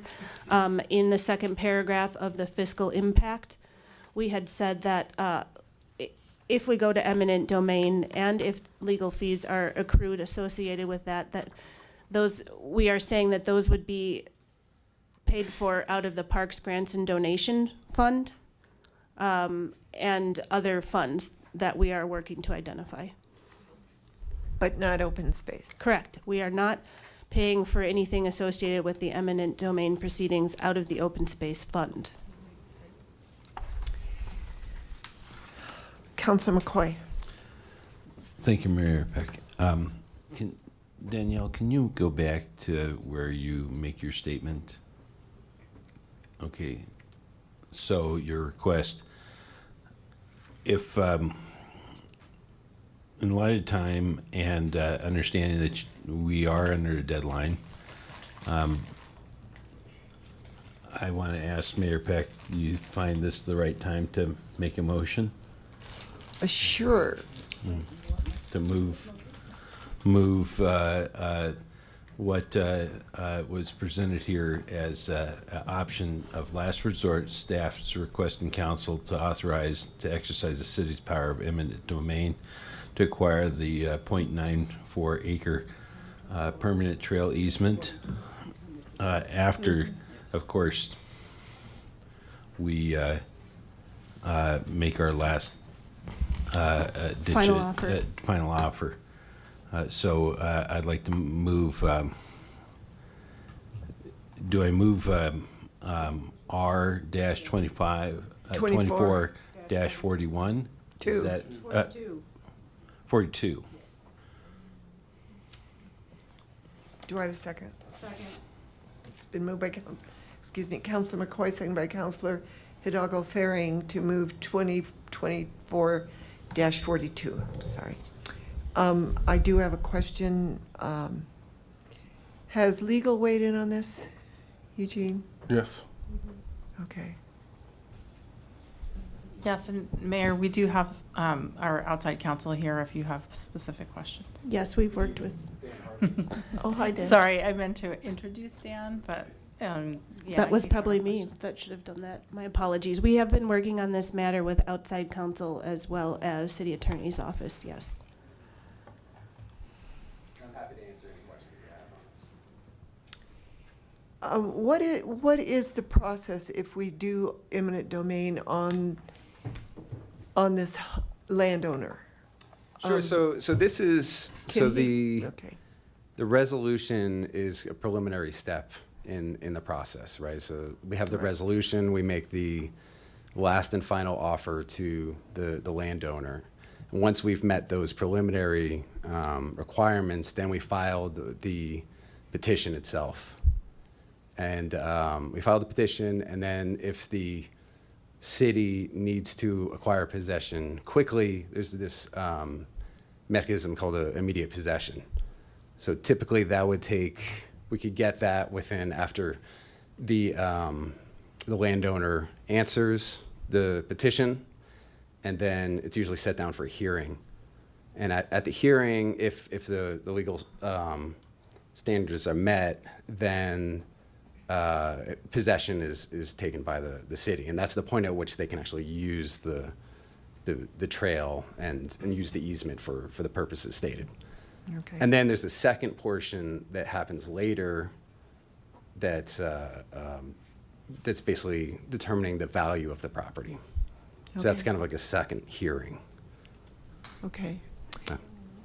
Thank you. And staff, what is the amount that we're offering for this land? So we offered 467,000 for the easement. We have to make a counter offer next. Okay. And we'll come up with a different number. Okay. Right, and the next offer will be the last and final offer. And so that will be the required by statute offer that needs to be made before the action starts. Okay. Yeah. All right. Thank you. Sure, no problem. Let's vote. Oh, Councilor Christ has a question. My question is, do you have time to get this all done so we can use our grant money? Or is it, I'm sorry, say that again? can you get an eminent domain prosecution finished in time to use the grant money that we have? Yeah, I mean, if we were to use the immediate possession, if we were to schedule a hearing for immediate possession, in theory, we should be able to do that within a couple-month period. So we should be able to get possession of the property within a few months. And that would allow the city to then use the property for its purposes. Okay. And that's adequate time? I mean, we have handled cases that have taken longer, but in theory, that's effectively the time period that it should take, say 2 to 3 months. Okay. All right, thank you. Sure.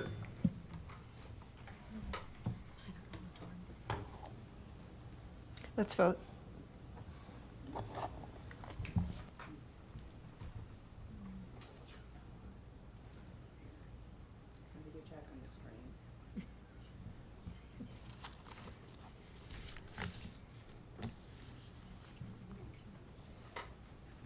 So this passed with myself, Mayor Peck, and Councilor Christ in opposition. This eminent domain is very different than the other one that Ken brought up, and I'm hoping he gives in and takes the money.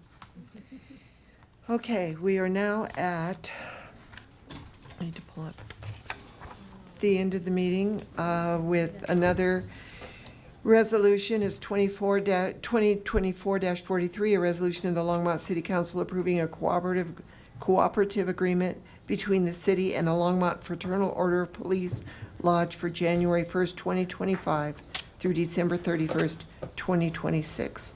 And Joanne Z's. I'm actually going to make this presentation, so I'm Okay. going to move through it pretty quick. Council, as you know, by city charter, we collectively bargain employment with related matters with the Fraternal Order of Police and the Longmont Professional Firefighters Association. This is related to the Fraternal Order of Police. The red line agreement in your packet may give you the impression that there were significant changes to the context. In fact, with just few exceptions, we largely made some cleanup efforts and changed some provisions to streamline processes. For example, the parties agreed to run promotional processes at regular intervals to build more predictability for both applicants and management staff. I want to cover a couple of one key point that we really worked into this contract. As you recall, last year you made some adjustments to vacation time and you made adjustments to caregiver leave and bereavement leave and applied those. Those were items that were included in this contract. We're coming off of a 3-year contract with the Fraternal Order of Police, and they were significantly behind the benchmarks as we approached this. And there was one item that they brought into play this year that we really felt we needed to look at, which is the retiree health plan.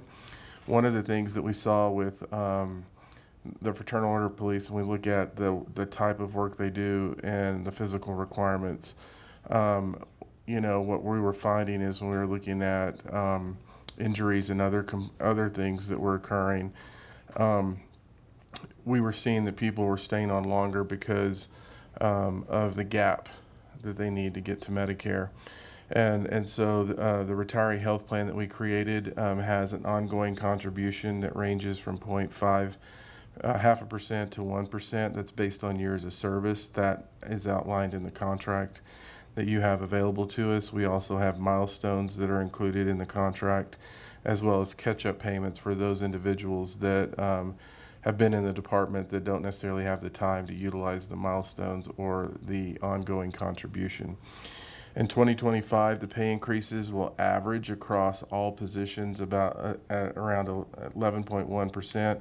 That's going to range from 9.66% to 14.28% for sworn employees, and a range of 3 to 10.93% for civilian employees. All of those details are included in the contract. This is a 2-year contract, so we've also agreed to a 2026 pay increase of 4% for sworn employees and 3.25% for civilian employees.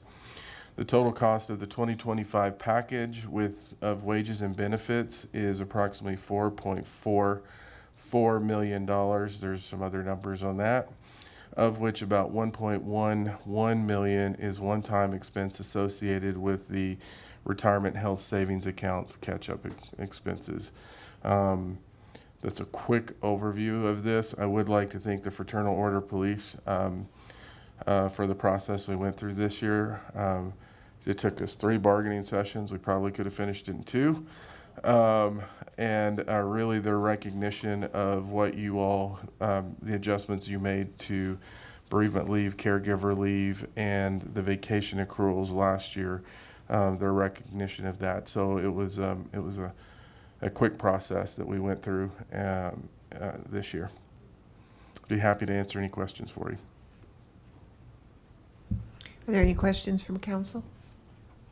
I move resolution 2024-43. Seconded. It's been moved by Councilor McCoy.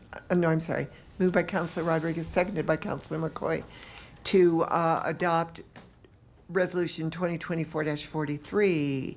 Is there any discussion? Seeing none, let's vote. And that passes unanimously. Thank you. Thank you for all your hard work on this. Mayor, Council, we know you do have board and commission updates next. I just chatted with Dawn. We can definitely place this on the July 9th agenda based on the hour of the night, if you would like for us to do that, or we could go forward with that item, but that's up to council. I move that we do the board and commission appointments, thank you, on the July 9th meeting. I can't even speak, which is why we need to do this. Oh, okay. Right, we not everybody also has access, I think, to the electronic ballots. You can just wipe them. We can wipe them, we will start over, yep. And we will bring it back on the 9th. I think the only board that will meet is Historic Preservation Commission, and it's one seat that's up, so I think that they can probably survive, hopefully. I think so. The others will meet after the 9th, and I think they'll be okay. Okay, let's vote.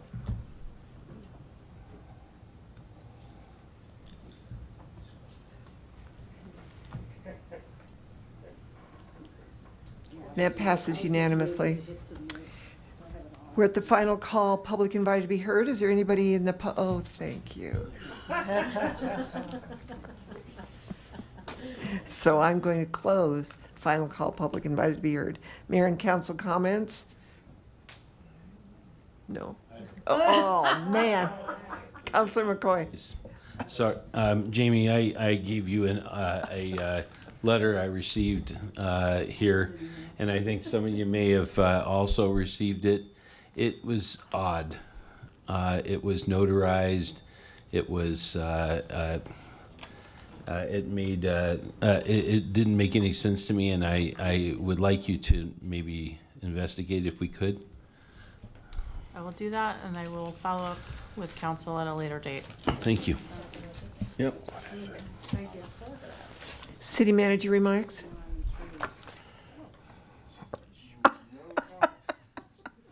Comments, Mayor, Council? Thank you. Acting city attorney remarks? Jamie? None, thank you. Thank you. Can I have a motion to adjourn? So moved.